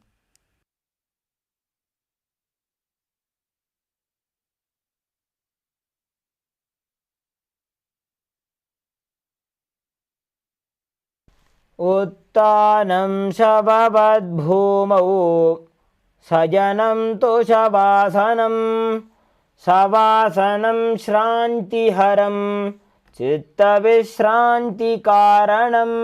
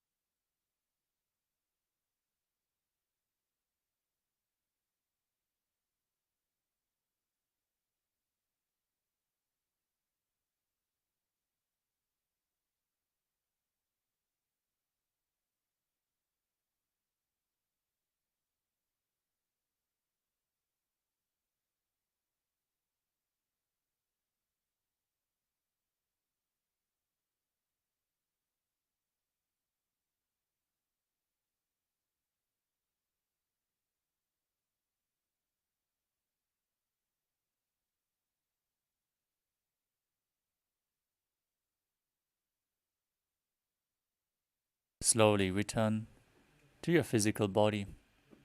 Start to wiggle your fingers and toes, your wrists and your ankles, your elbows and your knees. Pull your knees up towards your chest. Rock your body from side to side as you slowly return to a comfortable seated position.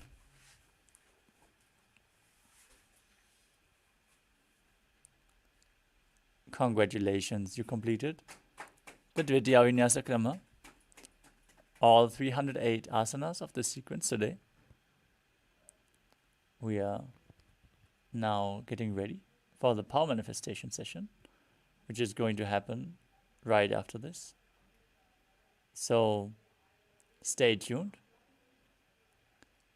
But for now, let us conclude this Nithyananda Yoga session of the day. So sit straight with your head, neck and spine in a straight line. Keep your hands in Namaskara Mudra in front of your heart center. Close your eyes, take a deep breath, visualize Swamiji as we chant the Purna Mantra. Om Purnamadah Purnamidam Purnat Purnamudachyate Purnasya Purnamadaya Purnamevavasishyate. Om Shanti Shanti Shanti. Hari Om Tat Sat. Sarvam Bhagavat Sri Nithyananda Paramashiva Padukarpanamastu. Om Nithyanandam. Thank you all. Nithyanandam.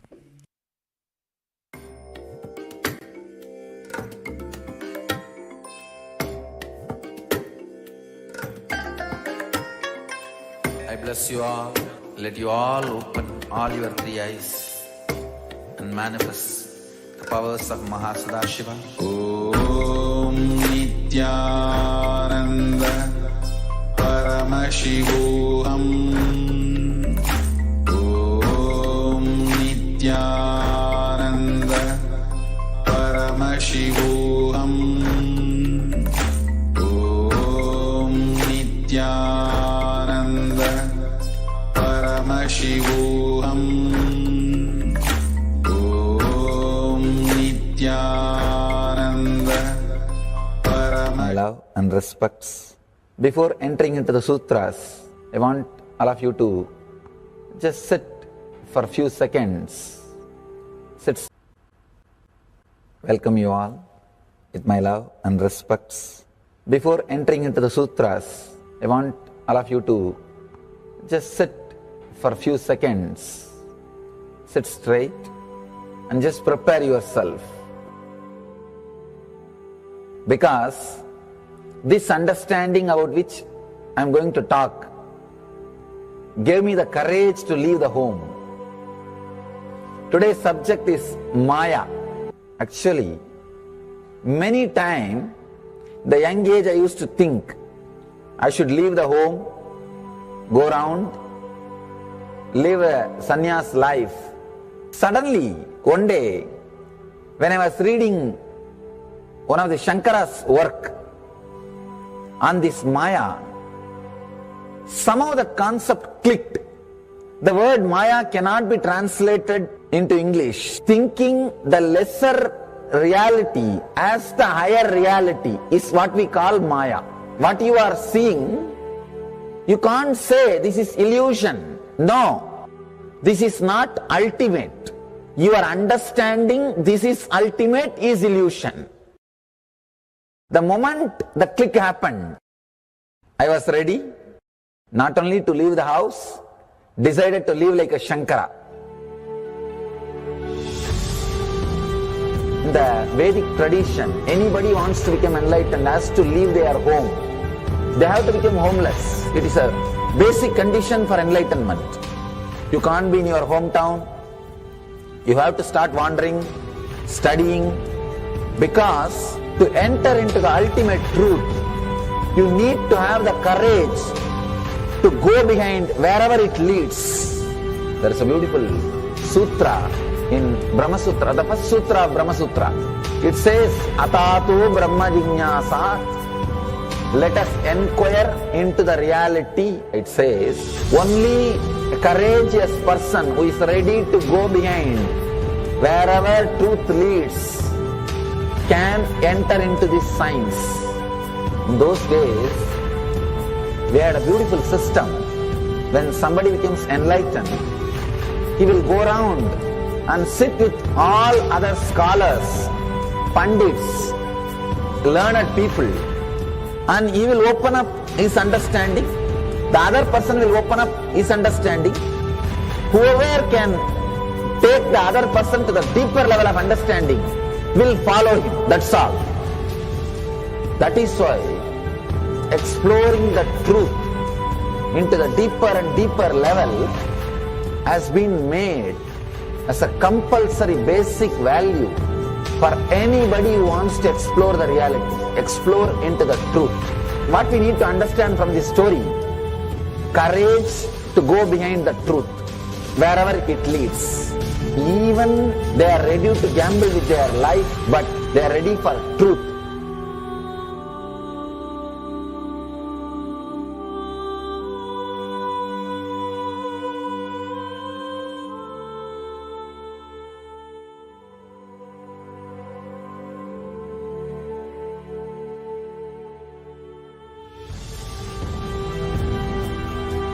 If you accept or start working on the reality, whatever you see can be Maya.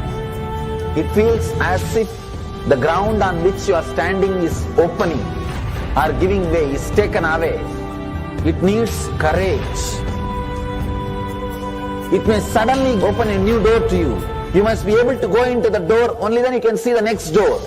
Because I am trying to reproduce the same understanding and experience which happened in me. Understand? When I understood that Maya, the concept of Maya, it gave me so much of joy and courage to do anything. I decided I will live like a Shankara. There is every possibility you will catch the glimpse. I am not telling you will run away from a home. You will have the same energy and excitement and liberation when you realize this truth. If this one concept Maya is understood logically by you, no suffering can make low curve in you. Nobody can exploit you easily. If you can just open that courage, this understanding can open new doors for you. If you understand this clearly, you will have the courage.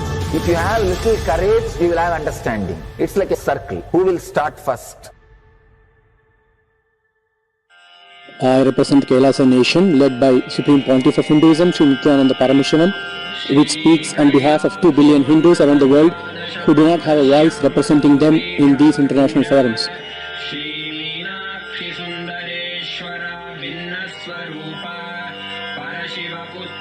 Alright, I'll start from my side first. I'll give the understanding. Let you add courage to it. Let's enter into the sutra.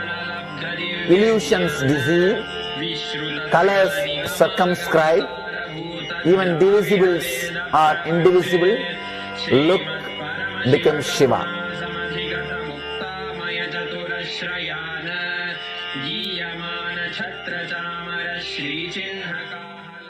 Welcome you all with my love and respects. Before entering into the sutras, I want all of you to just sit for a few seconds. Sit straight and just prepare yourself. Because this understanding about which I am going to talk gave me the courage to leave the home. Today's subject is Maya. Actually, many times, the young age I used to think I should leave the home, go around, live a sannyas life. Suddenly, one day, when I was reading one of the Shankara's work on this Maya, somehow the concept clicked. The word Maya cannot be...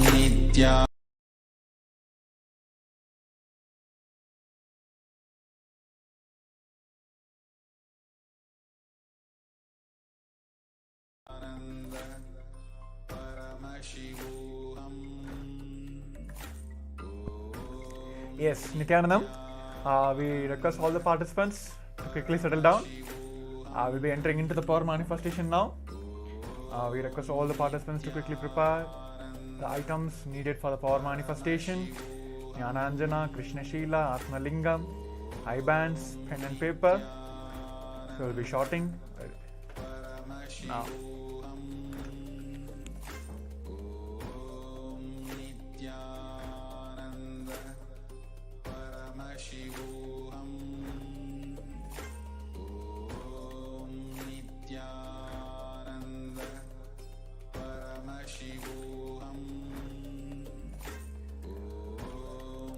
Nithyanandam Paramasugadam Kevalam Jnanamurtim Dvanvadidam Gagana Sadrisham Tatvamashyadilaksham Egam Nityam Vimalamachalam Sarvadishakshibudam Bhavadidam Trigunaragidam Sadgurum Tam Namami.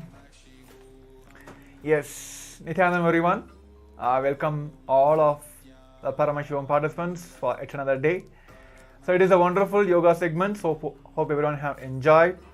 And if any of you are facing any obstacles or facing difficulty in manifesting or completely doing this asana, please keep doing it. And all the instructions, the very program itself is structured in a way that it will give the superconscious breakthrough to all of us. So yes, now we're going to enter into the power-packed power manifestation segment immediately after the yoga, so which will help us manifest the power so easily.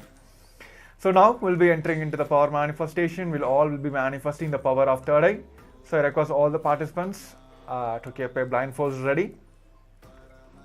Today we all will be manifesting pictures. I'll be showing the pictures for all of you. We'll be manifesting the third eye power. Yes. So let's get ready.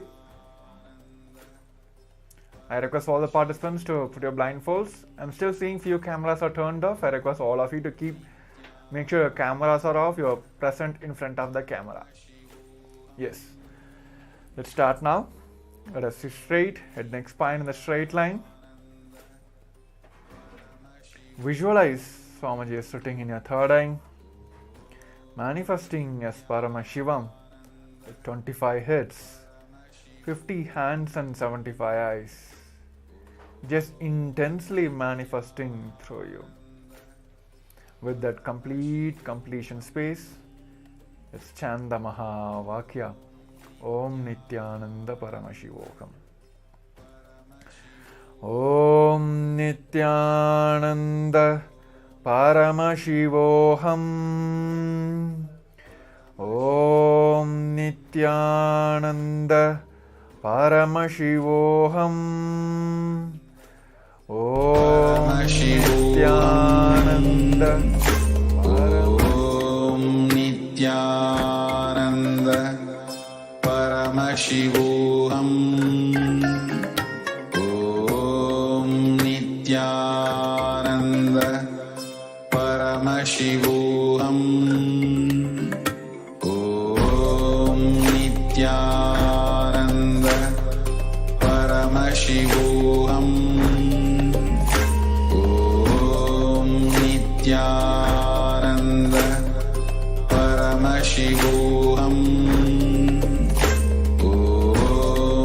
Nithyananda Paramashivoham. Om Nithyananda Paramashivoham. Om Nithyananda Paramashivoham. Om Nithyananda Paramashivoham. Om Nithyananda Paramashivoham. Om Nithyananda Paramashivoham. Om Nithyananda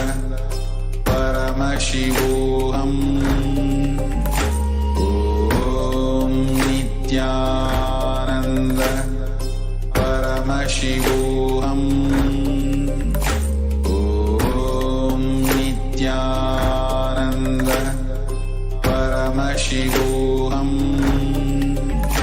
Om Nithyananda Paramashivoham. Om Nithyananda Paramashivoham. Om Nithyananda Paramashivoham. Om Nithyananda Paramashivoham. Om Nithyananda Paramashivoham. Om Nithyananda Paramashivoham. Om Nithyananda Paramashivoham. Om Nithyananda Paramashivoham. Om Nithyananda Paramashivoham. Om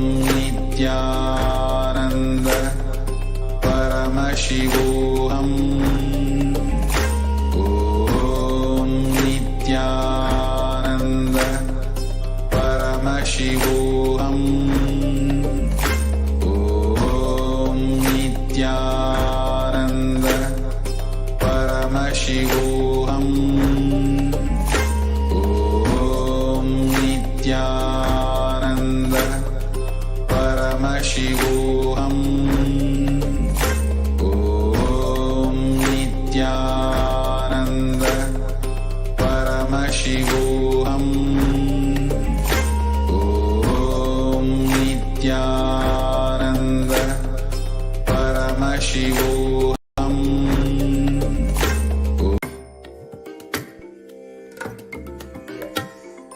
Now, all of you can relax now. I bless you all. Let you all open all your three eyes and manifest the powers of Mahasadashiva. Om Nithyananda Paramashivoham. Om Nithyananda Paramashivoham. Om Nithyananda Paramashivoham. Colors you have seen, any pictures, any scenario, any people, or you remember some past incident in your life, whatever it may be, some thought process, or if you felt like you felt there is a change in your breathing, you felt some more depth in your breathing, whatever is a physical, psychological, mental, or able to see physically, or heard some sound from whatever have changed, done, happened during this power manifestation, this last couple of minutes from the time you blindfolded yourself, please pen down that. And so please do share in the Zoom chat as well. So yes, now let us verify our answers now. Here you can see now, it is a yellow color painted car. Of course, it is Audi. It's a yellow color, nicely painted. It's almost like half of the car is visible for all of us. And it has a dark background. It's a light from the behind. So even if you are seeing any person, like I'm just picking up some example. You might have remembered some person who have this kind of car, the yellow color car, or like he is keen about buying his color, or he likes the color yellow. So there are many ways Paramashiva start revealing these answers to all of us. So it is now our responsibility, I would say, that start penning down all of this and let's start celebrating all of this. So yes, so with this we'll be entering into the second round of the power manifestation. We'll be manifesting the pictures again.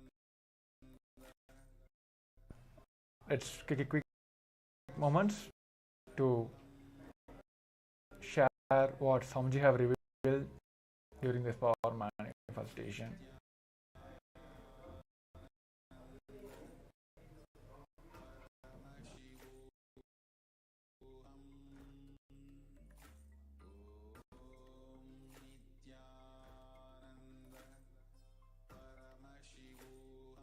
Yes. Let us verify our answers now. It is a set of dice. It's a colors. It's a white color with multiple pins, starting from blue, red, all various colors. So now you can post and also share how many of you are able to manifest these colors or the pictures, or you might have just remembered or just came into a third eye that a person who keen about or who likes playing this dice game. So whatever Swamiji have revealed, please do share that as well. And also take a moment to post in your social medias, sharing your experience about the power manifestation. So with this, we'll be coming to the end of this today's first segment of power manifestation. Now I'll be moving on to the next segment. Thank you. Nithyanandam.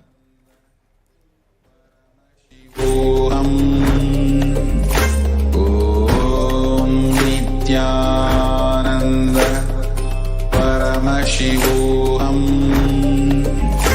Om Nithyananda Paramashivoham. Om Nithyananda Paramashivoham. Om Nithyananda Paramashivoham. Om Nithyananda Paramashivoham. Om Nithyananda Paramashivoham. Om Nithyananda Paramashivoham. Om Nithyananda Paramashivoham. Om Nithyananda Paramashivoham.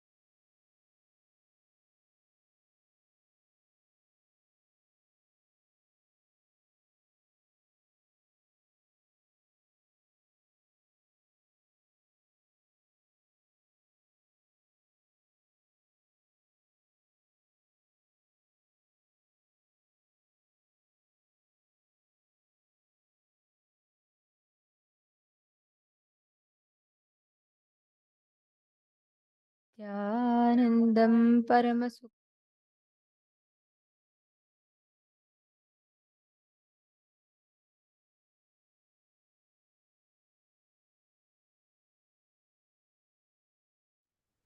Nithyanandam Paramasukhadam Kevalam Jnanamurtim Tvandvatitam Gaganasadrisham Tattvamasyaadhilaksham Ekam Nityam Vimalamachalam Sarvadi Sakshi Bhutam Bhavatitam Trigunarahitam Sadgurum Tam Namami. Nithyanandam, welcoming all the participants, every one of you that have joined in here for today. Nithyanandam, everyone. The participants. Today is a very, very beautiful day. We're all going to be learning about Ganga Dharamurti and Ganga Visarjanamurti. Literally, the key to persistence, the key to manifesting the reality as we want.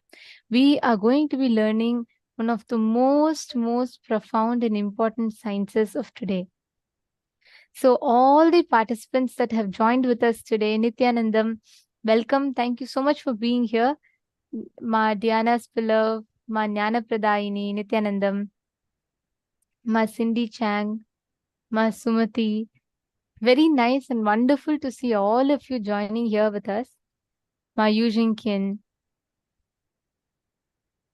Beautiful. See, today is going to be a very, very important day.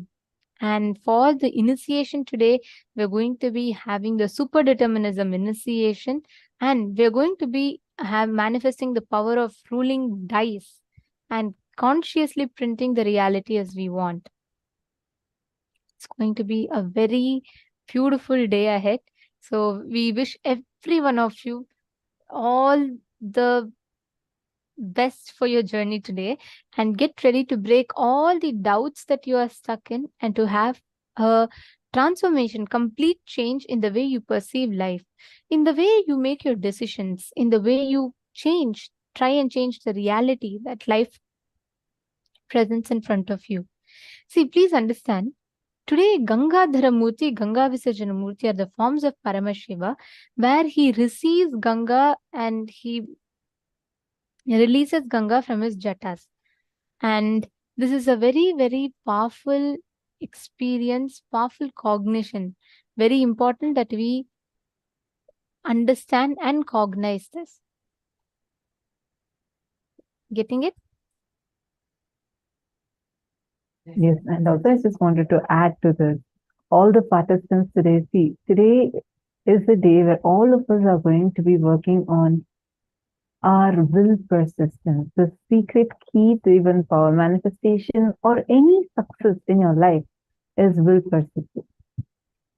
If you see Swamiji, no matter what has happened, no matter how many things Swamiji had to face for this, but Swamiji never ever gave up on his vision to make KAILASA happen for Hindus, for us, for humanity at large. And Swamiji was continuously, even to this day, moving with will persistence, which is why just a single person, one person, single-handedly, with absolutely no political backing, not having any like a big economic background, nothing. Swamiji left his house at the age of 16. But today, he has created an empire for Hindus. This secret key is only will persistence. And today we are going to be learning that will persistence for all of us. And we are going to be working on this aspect. So if you have any of your friends that are still struggling with, let's say, they are having a lot of will persist, they are having a lot of struggle, like they've been facing some failure, they're in some kind of a depression, you can help them with this. Today, they can really help transform their life. So do invite them to come and join you in today's sessions. And you can also give invite to all the people that are already successful in their lives, because anyone, you can invite as many people as you want, but these are the types of people which we are recommending you to invite. But anyone, even who is already successful, if you invite them, this will further empower them more. So take some time to invite people. Understand, Swamiji is giving this completely free of cost for all of us. We do have the responsibility to take this, like how this will you're experiencing it. It's equally our responsibility to share this with the world. So take few minutes of your time and share this profound experience that you're experiencing this amazing program that you're experiencing to your friends, your family, and definitely they are going to be grateful to you for that. Especially if you are, let's say, in the field of entrepreneurship, or your life involves a lot of decision making, whichever field that you are in, right? It is very, very important that you understand this science, because it is only with understanding this that you get the ability to actually make the right decisions needed in life. So every one of you that are here sitting with us, please understand today's day, in all the initiations, everything that we are receiving today, we are going to be getting this exact science, and we will be manifesting the ability to make right decisions, the will persistence, the willpower, all of this today. So don't miss. If you have your best friends, family members that you would like to invite, or your team members, like let's say you have a group of colleagues or employees that are working with you, please do invite them for today's one day. It can be a life-changing course for them. So let us all get started. In the first session today, we are going to be learning about Satya Loka.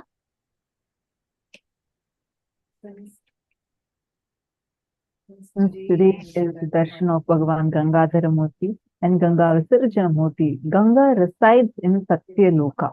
That is why we are going to first learn about that abode. See, learning about these existence of parallel universes will help us tremendously to understand, cognize the amount of options that we have, what kind of things we can experience, which will empower us even when we leave the body. So let's learn about Satya Loka right now.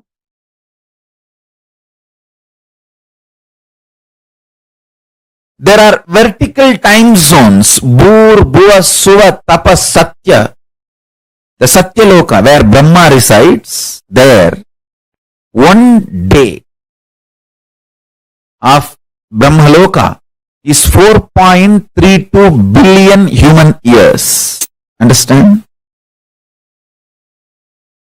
One day of Swargaloka means the vertical time zone above us.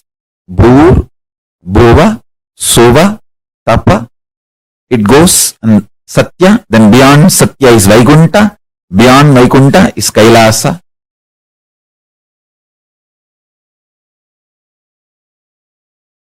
Below Atala, Vitala, Sutala, Talatala, Batala. Understand, I am not giving you some superstitious theories. No. I will give you precise understanding and experience of these vertical time zones. And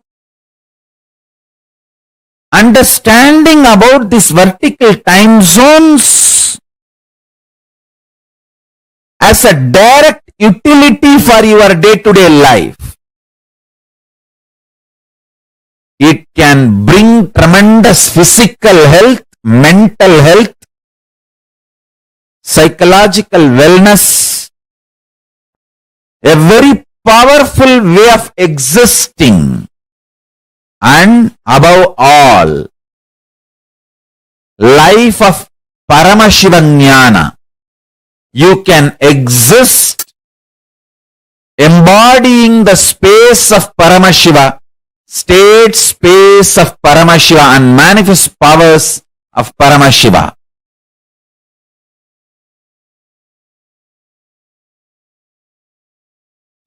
Tapo Loka is above the Jano Loka. The great yogi Sanantana, Ribu, Sanat Kumara, Sanaka, who are the great ascetics, are living there. Its height is 12 crores of yojanas. Above this is the Satya Loka, abode of the Brahma, whose cognitive mind is centered only on Satya, and who has attained the lordship over the Kalpa. Because of such powerful cognition, it's abounding in all kinds of the wealth and awe-inspiring objects and enjoyments. Its height is 16 crore of yojanas. Savitri, the Vedas and the Upavedas are there, assuming their relevant forms above the Satya Loka. There is abode of Vishnu, Paramapada, who subdued Madhu.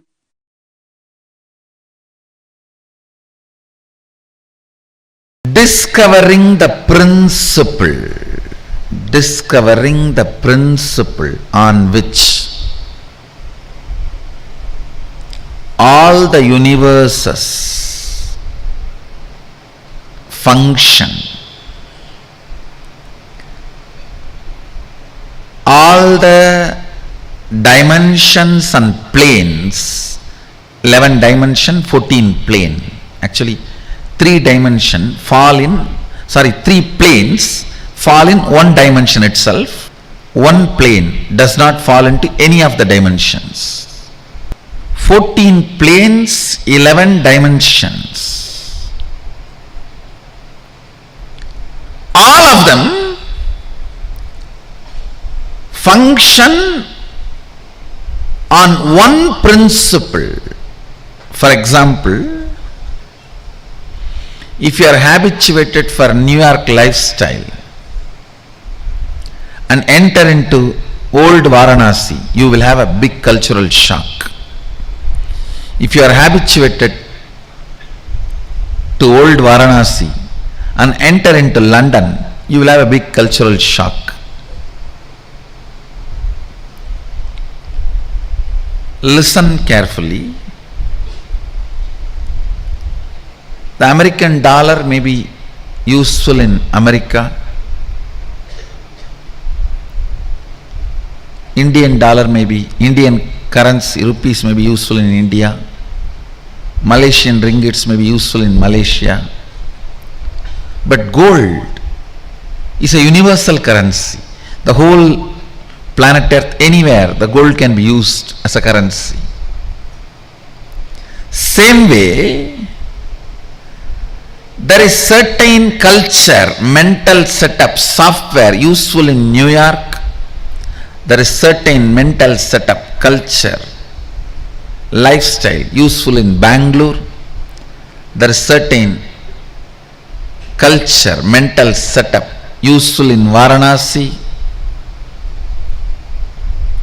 There is certain culture, mental setup useful in Germany. If you move to a different place, you will have a cultural shock. But there is one culture,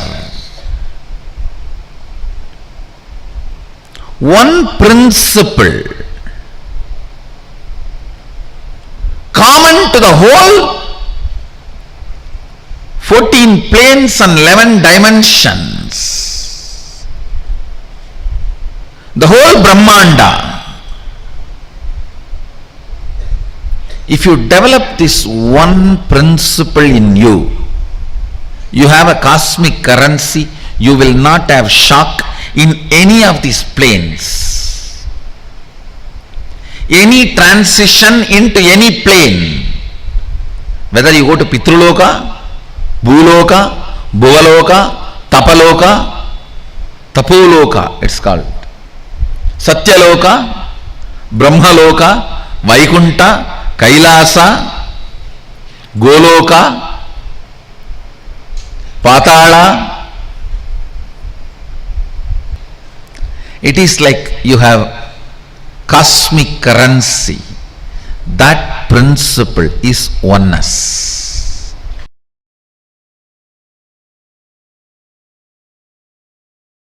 Your breathing becoming intense, especially through certain activities, opens up those dimensions, those planes, and your brain awakens the ability to have access to those dimensions. Listen.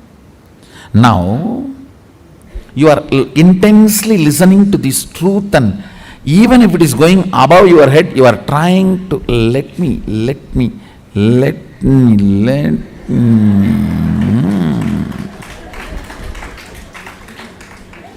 Then your breathing actually gets into certain subtle flow, which is intense. Subtle don't think means shallow. No.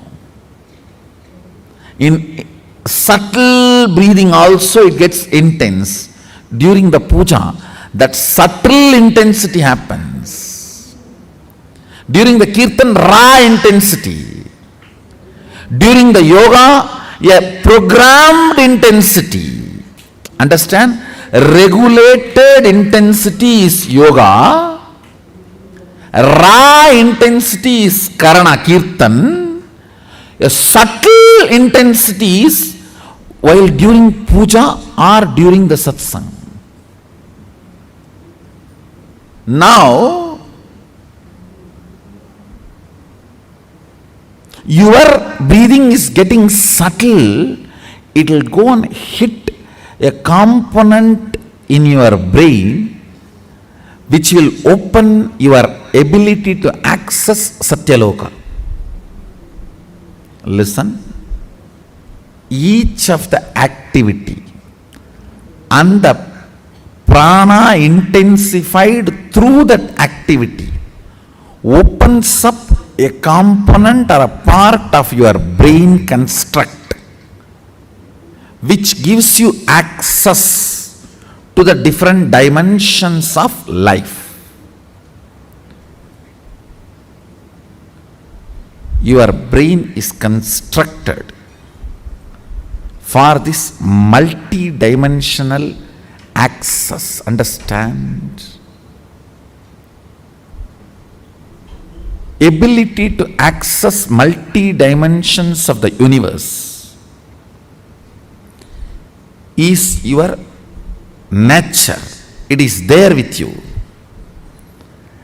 Just the breathing need to be intensified through different methodology to open up those dimensions so you can have access. When there is a heavy truth is told, still you have not completely cognized, but that does not mean you are not able to cognize. It is like a digestion is going on. It is like digestion is going on. It is there on your head like a funnel, it is going inside and you are. During that time, certain intense, subtle breathing gets developed that gives you access to Satya Loka. I want you to know the strength of the life in you is strength of your breathing. When the breathing becomes intense, your brain's capacity to cognize all the other planes opens up. It is like cracking the code, cracking the passcode.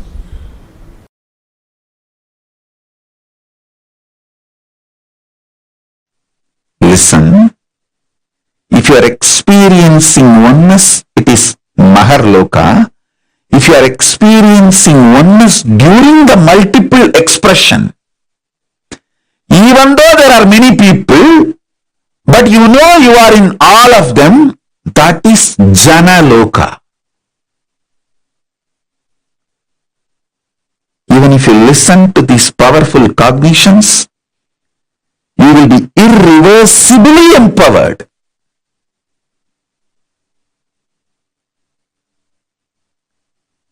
Tapaloka is that last struggle you go through.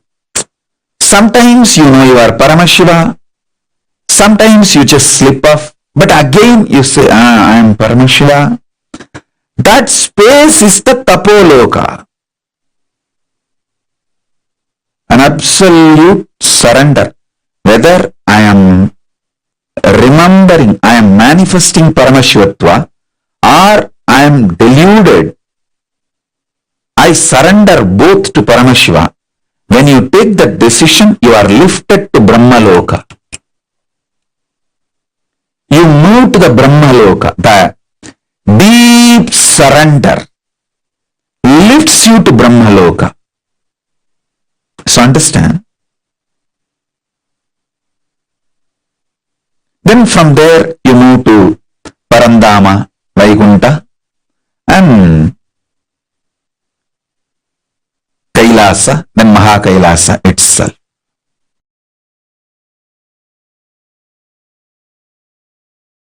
If I raise to Brahma Loka, is it possible to fall back again to Bhuloka or Batala Loka? Don't worry. Even if you raise up to Swarga Loka, very rarely people fall back. Otherwise, usually 99.999% of the people only go higher and higher and higher. Exemption, rare stories only this falling back. Like sometime rarely you hear some fellow raped his own mother. It's like a rare exemption. Like that, some rare people fall down from Swargaloka to Bhuloka. Otherwise, 99.99% they just go only higher and higher and higher. Gayatri mantra raises you up to Swargaloka.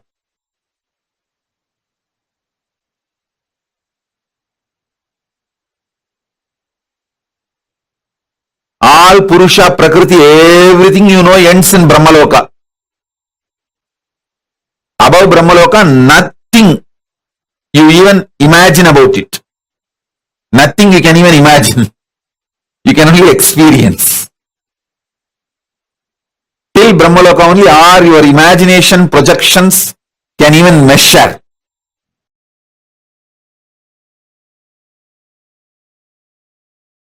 Yes, listen. Are you all ready? Shall we enter into the Brahmanyana session? The Satya Loka, pure intelligence session. Oh God. Till now what was going on was only introduction. Now only we are entering into the subject. Come on. See. What is Brahmanyana? Aham Brahmasmi. Tattvamasi. Ayam Anma Brahma. Sarvangalvidam Brahma. Prajnanam Brahma. Listen, I will explain everything. I will explain everything. First listen to all these words I am uttering. Aham Brahmasmi. Tattvamasi. Prajnanam Brahma. Sarvangalvidam Brahma. Ayam Anma Brahma. Shivoham. Soham. All these statements mean the same.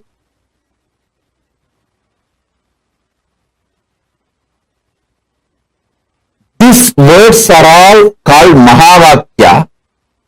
This is the pure Brahmanyana. This is the pure Brahmanyana, Satya Loka.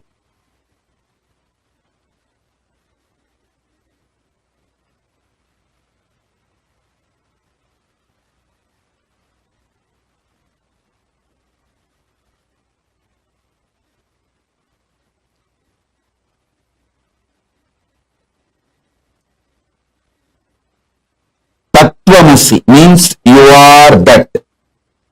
Aham Brahmasmi means what you experience as I in you. That is the ultimate. Prajnanam Brahma means the knowledge. Pure knowledge about Brahman is Brahman. I am Atma Brahma. What you experience as Atma is Brahman. Sarvangalvidam Brahma. Whatever is, which you can imagine, not imagine, whatever is Sarvangalvidam Brahma.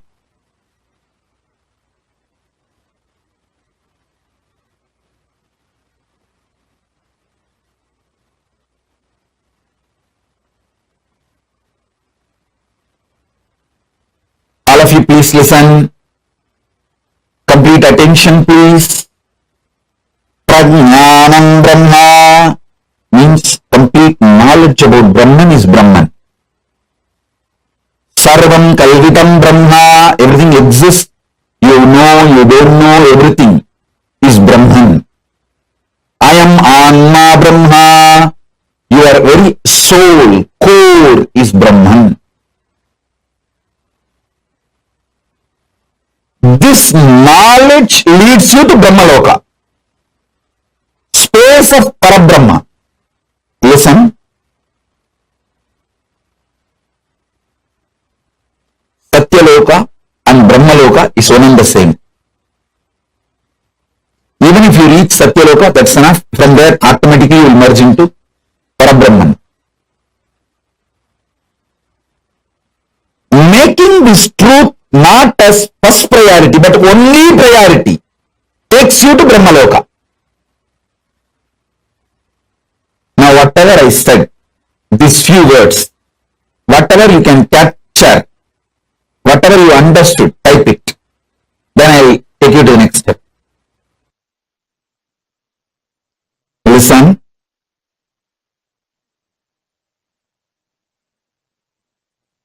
Making Brahmanyana not just your first priority, making that as your only priority, makes you manifest pure intelligence.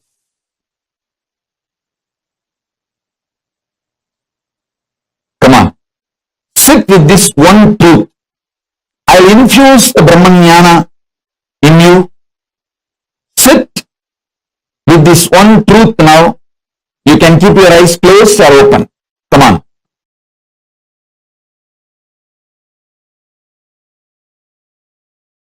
If you start cherishing the idea, I am eternal, means you are eternal.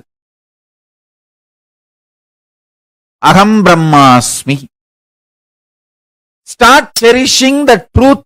Aham Brahmasmi means you are eternal. Whatever you feel as you is eternal. When you start cherishing this truth, everything else is impermanent. You will see all the psychological, physiological, neurological ups and downs in your life drastically reduces.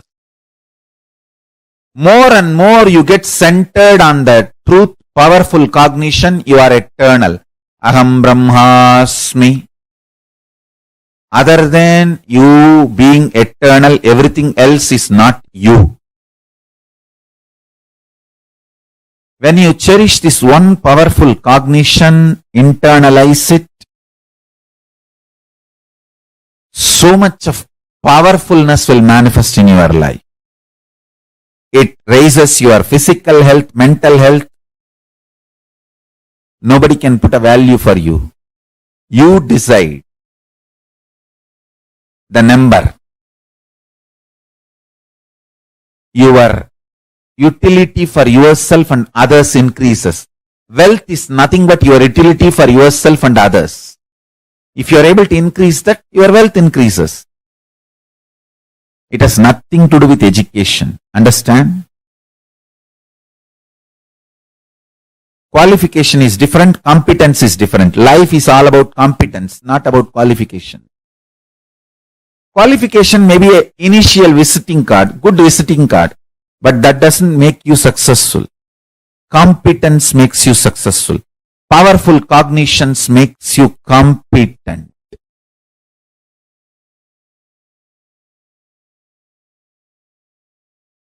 Powerful cognitions makes you competent.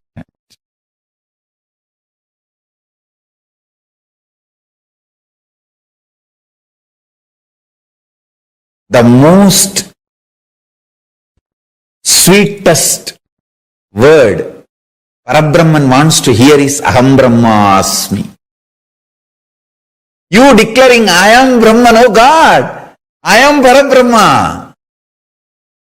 Paramashiva is waiting for you to declare, hey, Paramashivoham. Understand this. Understand one thing. Evolving in cognitions is absolutely celebrated in multidimensional logic. This is one of the most important truth. Ontology of Paramashivoham. In Paramashivoham ontology,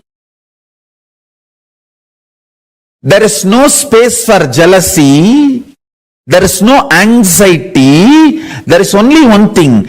If gods are anxious, they may be anxious for you to become them, you to realize oneness with them, that's all.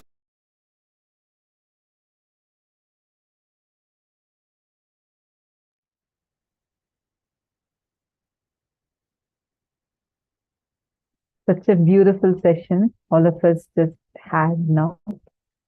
The session on Satya Loka, you would have never seen many of these videos anywhere else before, because these are exclusive sessions just for the Paramashivoham and Paramashivoham participants. And especially the session where Swamiji explained about the Mahavakyas, like Aham Brahmasmi and Tattvamasi, all these are Mahavakyas, just which powerful cognition meditated upon can directly lead you to the ultimate. And like Swamiji beautifully revealed, surrender, that last struggle, that last all the basic identity that we're carrying, when that drops and when we are experiencing absolute surrender, we are in Satya Loka, the space where you are in absolute bliss and joy, knowing that whatever happens in your life is not your doing.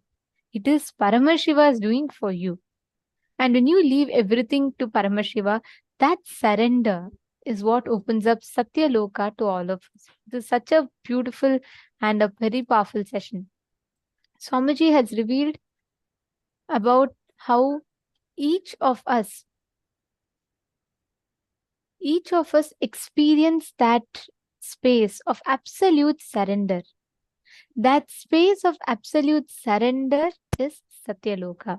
That is what we all experience. When the Satya Loka opens, when we all enter into the Satya Loka, this is the exact experience that our being receives, our being has. Now, every one of us that are sitting here, Satya Loka is the abode of Brahma, the place where Brahma exists. And Swamiji tells beautifully, right? Our brain is constructed for multidimensional access. Like when your breathing becomes intense, especially through certain activities, it opens up those dimensions, those planes, and your brain awakens the ability to have access to those dimensions of the cosmos. That absolute Brahmajnana that you experience, what Swamiji calls is absolute surrender. Start cherishing the truth that Aham Brahmasmi, means you are eternal. Whatever you feel as you is eternal. When you start cherishing this truth, right, everything else is impermanent. You will see all the psychological, physiological, neurological ups and downs in your life will drastically reduce. This is one truth, if we all apply, literally we can experience that powerful cognition manifesting immediately then and there itself. Are you all catching it? That absolute surrender is what is Brahman. That absolute surrender is what is reality.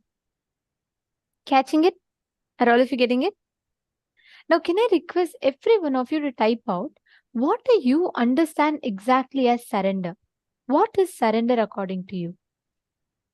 Come on, all of you take a few minutes and quickly type out. I know I see some of you who are typing the powerful cognitions that you got. Take a few minutes and type out all the understandings you had from the session. Ma Sharmi Patel, Ma Nithyananda, Ma Prematavasi, Ma Mahajanani. Mahajanani, you seem to be so happy. Nice to see you smiling so beautifully. Okay, come on, all of you share what are the clicks you got from this session.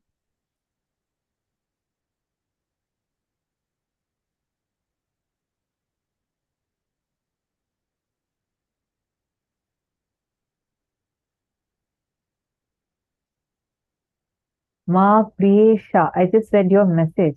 Gratitude to Swamiji for giving all of us such an amazing program. This whole program is directly a gift from Swamiji, because the amount of effort Swamiji has put into designing the program, or giving us all to give the best experience. Like you're sharing so beautifully how you feel tremendously healed and overflowing with love and joy. It's absolutely Swamiji's compassion. He's making the effort that Swamiji's put so much for giving everything in the perfect way and making it available completely free of cost until this Chaturmasya. It's just wow.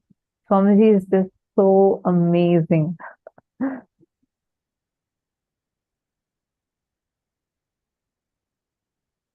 Oneness with Paramashiva. Powerful cognition.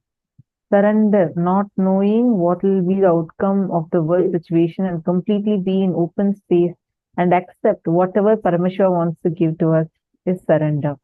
Okay, that's my Priyatma Swarupini. Beautiful. Oneness with Paramashiva, my Ratna Prabha. Diana below has posted, powerful cognition makes you competent.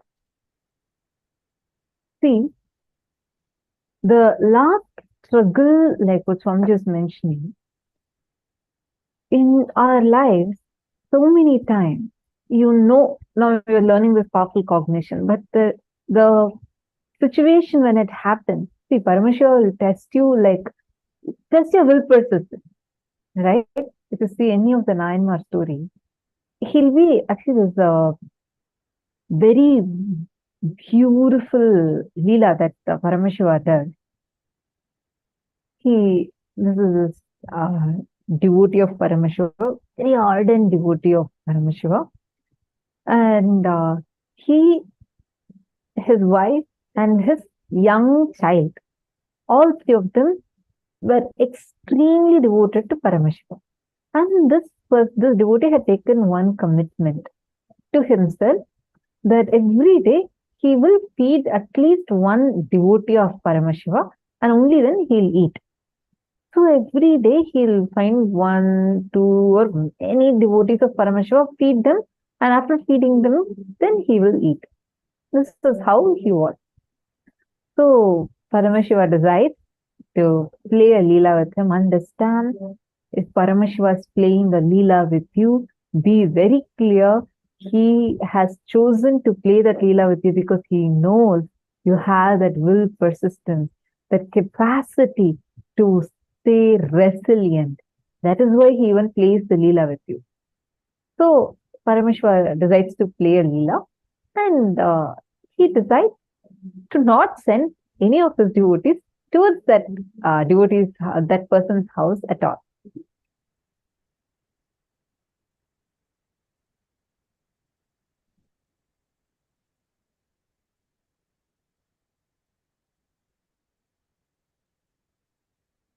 And this person is waiting, like he doesn't know. I'm just trying to remember his name.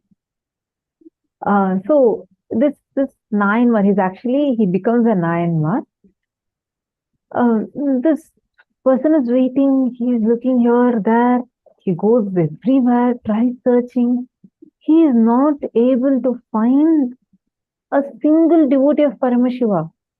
And he's like going everywhere, street by street, he's saying, it's morning is over, afternoon is over, it's almost evening. And he's like almost about to faint. He's that hungry. But he's very clear with his vow that he will only eat after feeding any devotee of Paramashiva. And Paramashiva comes in the form of a Ghori Baba. He comes down And he starts going in front of this person's house. And this guy was like literally praying to Paramashiva. And the moment he sees one Aghori Baba walking, he just runs and falls at his feet. He requests, see, I have this guy's name was Tirutondanaayana. And he had this Tirutondar was extremely devoted to Paramashiva. Right? So he goes and falls at this Aghori Baba's feet. The Aghori is actually Paramashiva, comes in the disguise of an Aghori. If any of you feel like I'm going fast, feel free to tell me so I'll slow down or repeat if needed. Okay. And the Aghori says, there's nothing that I can get from you. Leave me, don't come in my way. And this Tirutondar requests, he says, look, I have just one vow I have taken, one commitment I have taken. Only after feeding a devotee of Paramashiva I can eat. I have been waiting since morning. I'm taking that this is a message from Paramashiva himself that you have come to come in front of my house.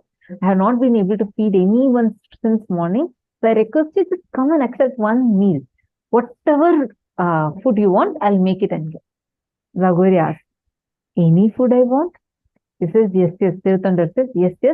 Any food you want, I myself will prepare that and give it to you. And the Aghori says, all right, I'll come, you go. And the Aghori comes into Tirutondar's house. Tirutondar, the wife, and the son, all the three, son is about 6-7 years old, small kid. All the three of them are waiting. And they're extremely grateful to Paramashiva that one Aghori has come to the house to eat the food. This morning they were waiting. And Tirutondar introduces himself, his wife, and his son to the Aghori and asks Aghori, saying, whatever you want, I'll give you. I'll cook that and I'll give you. Aghori asks again, are you sure? What if I ask you something that you'll never be able to do? He says, it's okay. Whatever it is, I can make it and give it to you. Because I have taken this as a commitment to Paramashiva. Then Aghori says, all right. Give me, cook your son, kill your son, cook your son and give to me. This guy never expected this kind of a request. He and his wife were just shocked to hear. They were shaken from their very core. Tirutondar asks again, what exactly do you want? The Aghori repeats, kill your son, cook your son, and give the meat of your son to me. Like he asks, I want to eat the meat of your son.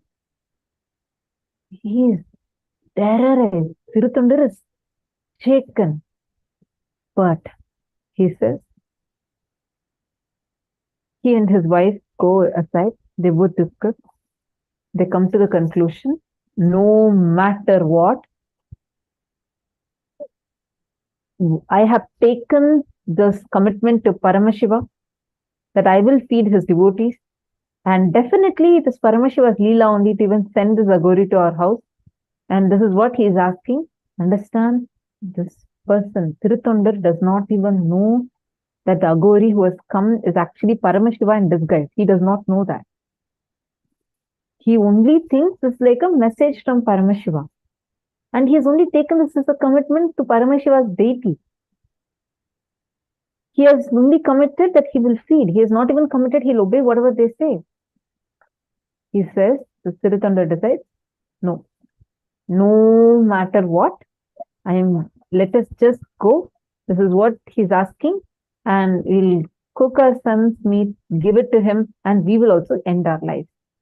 But we will not go back in our commitment.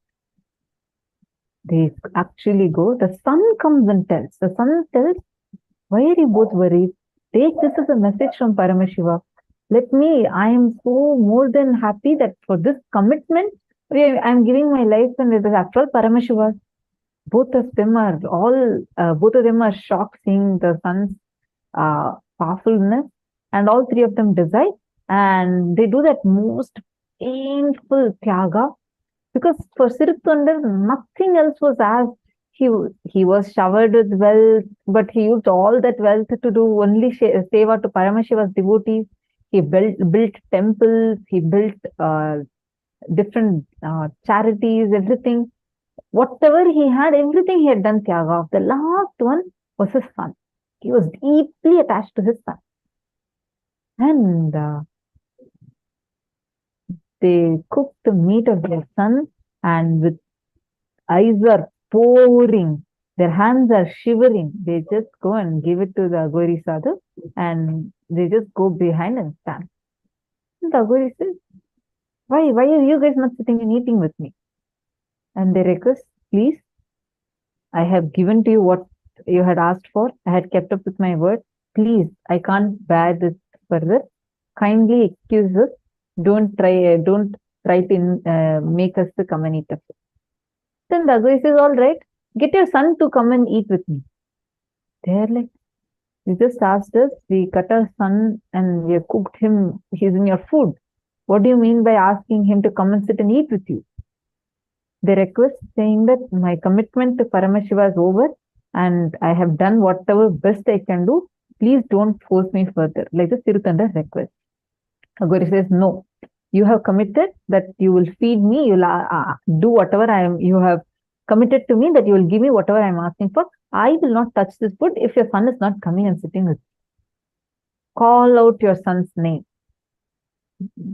Sirutondar was already broken inside. He has done the worst thing that any parent could ever even think of.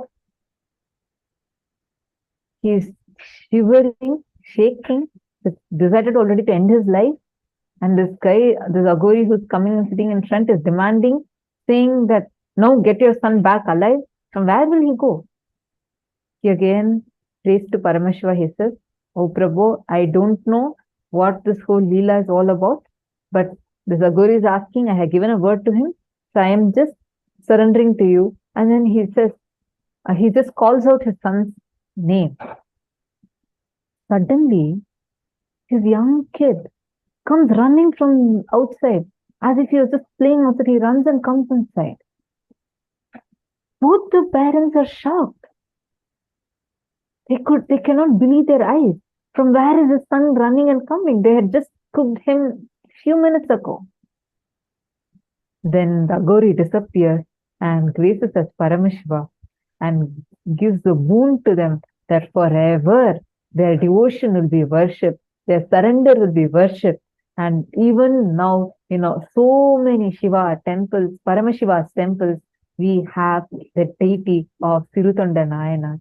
Even in KAILASA, Canada, KAILASA, Toronto, we have a beautiful deity of Sirutanda Nayanar.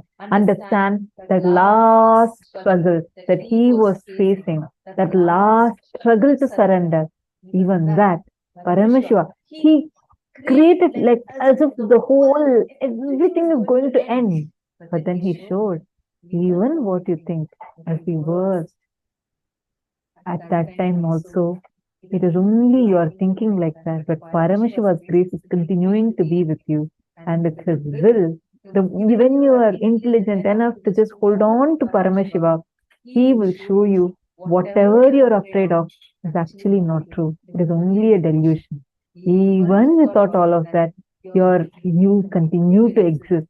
And even what you think you have sacrificed for his sake, he gives it to you, and much, much more than that. Even if And you think showers he is it. taking the maximum from you, what you think as, all my everything has been taken away, he still showers you with the most ultimate, even beyond what you can imagine. He gives you back what you think you gave him with much more.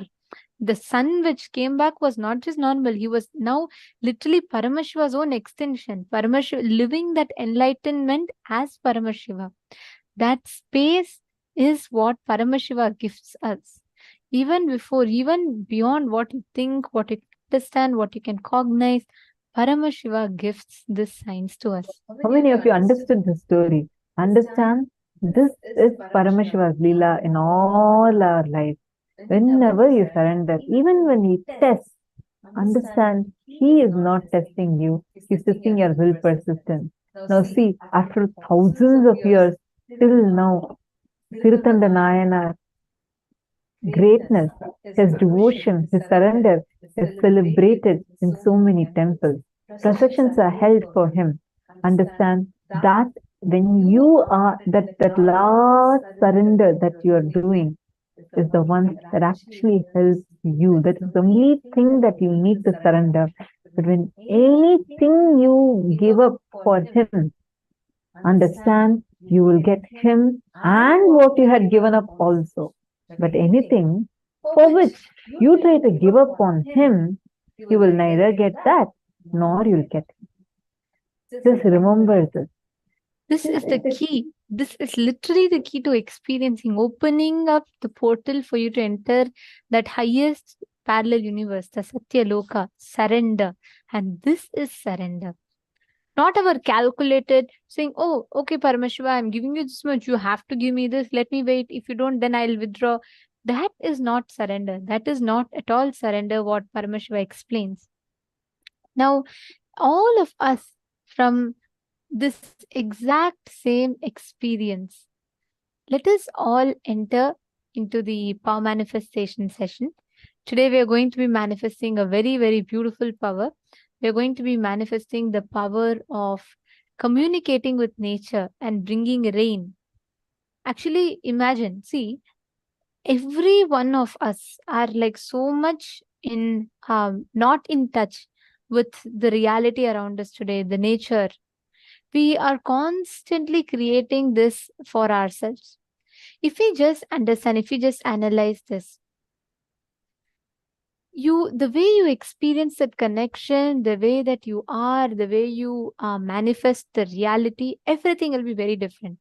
The power that we are going to be manifesting today is a very, very important one, because with this, you will be able to manifest that experience of oneness.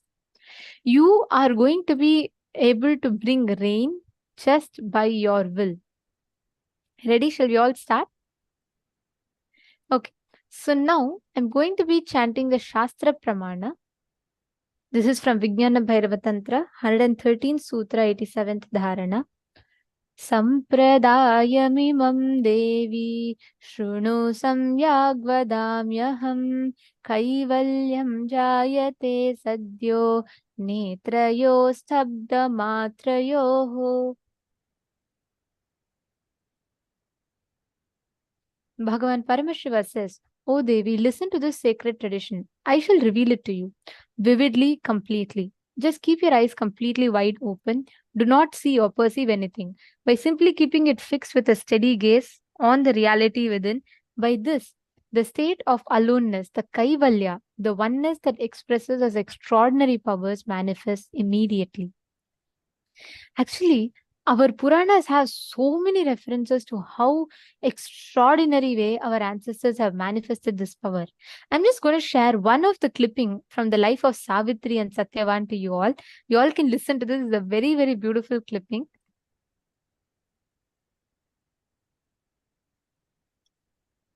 Power manifestation, enlightenment science of Hinduism is not just little peace and little bliss. No.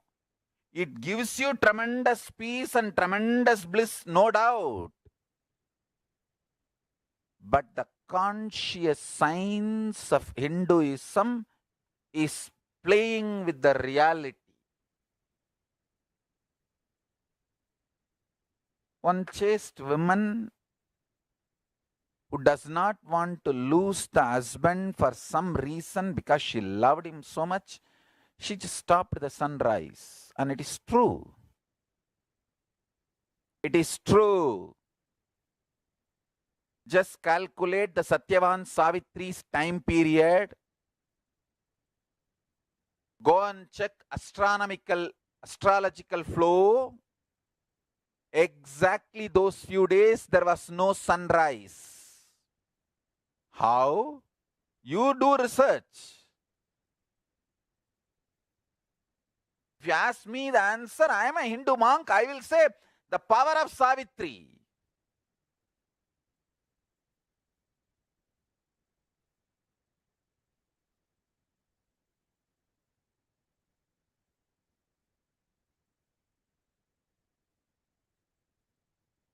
You can try to find out whether there was any huge dust cloud formed between earth and sun, so the sun rays did not reach the earth. Whatever, you do all that research. But I tell you, it happened. It is a fact. It's a reality.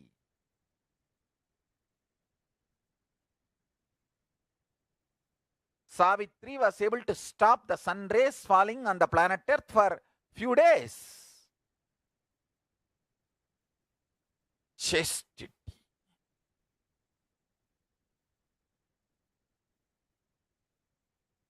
The great Shaiva saint says, Devam Toral Korunan Toludezhuvazh Peyyana Peyyum Mazhai.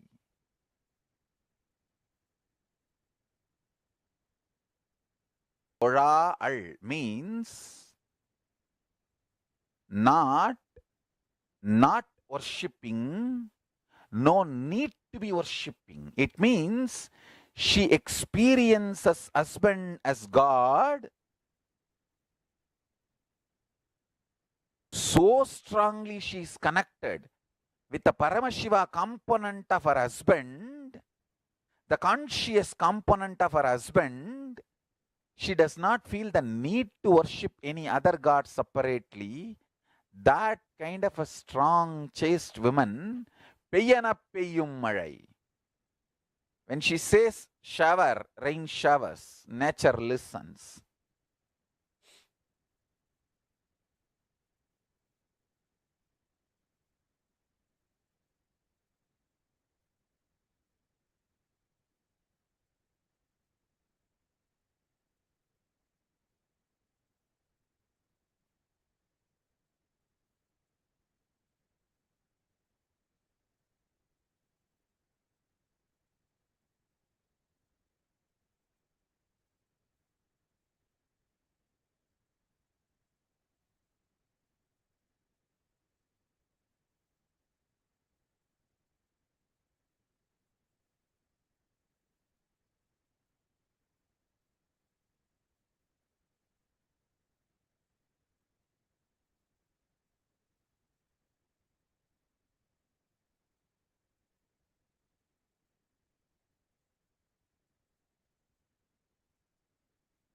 Day starts with sunrise.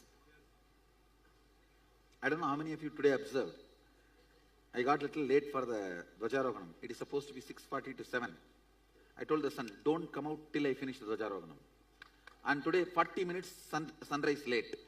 See the Biddi sunrise time today. See, there's a Google thing, there's a website where the sunrise time is supposed to be time and actual time is recorded. Today will be 40 minutes late.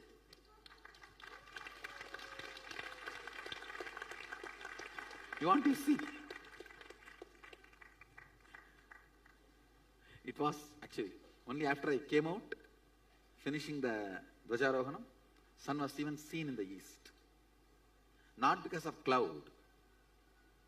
Cloud means it will be seen higher. Now, let us all enter into the power manifestation. Okay. So today we're going to be manifesting two powers. One is altering the weather and temperature. Second is bringing rain. Listen very carefully. We have the power to alter the nature or reality around us just by our will. If you declare saying, I want the temperature to rise, your will has the power to create that as reality. Now, all we need to do is just consciously create the will, understand, experience the sky in front of you, Mother Earth in front of you as an extension of you. If we cognize this, we will stop polluting planet Earth and we will know how to manifest tremendous friendliness. See, last the July is declared by NASA and UN as one of the most hottest year that planet Earth has ever experienced. And NASA even recently declared how this is a danger for Earth, and we have to take it seriously. All these happenings are there, but what is the cause? Fundamentally, all of us losing that connect with Mother Earth. When we say connect, most of the people outside understand as just feeling, oh, okay, this is Mother Earth. It's not just cognition level, experience level, knowing that Bhumi Devi is alive in planet Earth and you connecting to her as her own son or daughter. That makes you experience so much of reverence towards it, and we will stop abusing planet Earth. This is what our lifestyle, Hindu lifestyle, tells from eons, much before this concept of global warming even came into existence. So please understand, every one of us that are sitting here, all of us are experiencing this most beautiful, most powerful experience of connecting with nature, experiencing reality. Just connect with, take any place now, and you all can go to accuweather.com to find out the exact temperature. Just go to accuweather.com and read the exact temperature it is in any place. Pick any one place, read the exact temperature, and take a before picture.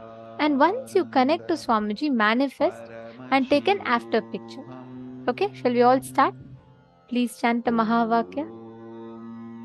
Nithyananda Paramashivoham. Om Nithyananda Paramashivoham. Om Nithyananda Paramashivoham. Om Nithyananda Paramashivoham. Om Nithyananda Paramashivoham. Om Nithyananda Paramashivoham. Om Nithyananda Paramashivoham. Om Nithyananda Paramashivoham. Om Nithyananda Paramashivoham. Om Nithyananda Paramashivoham. Om Nithyananda Paramashivoham. Om Nithyananda Paramashivoham. Om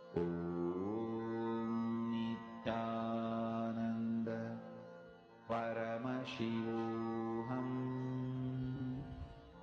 Om Nithyananda Paramashivoham. Om Nithyananda Paramashivoham.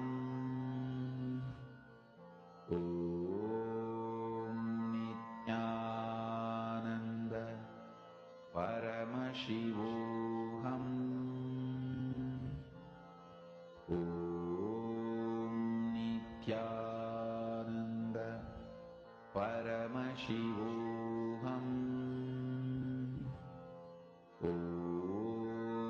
Nithyananda Paramashivoham. Om Nithyananda Paramashivoham. Om Nithyananda Paramashivoham. Om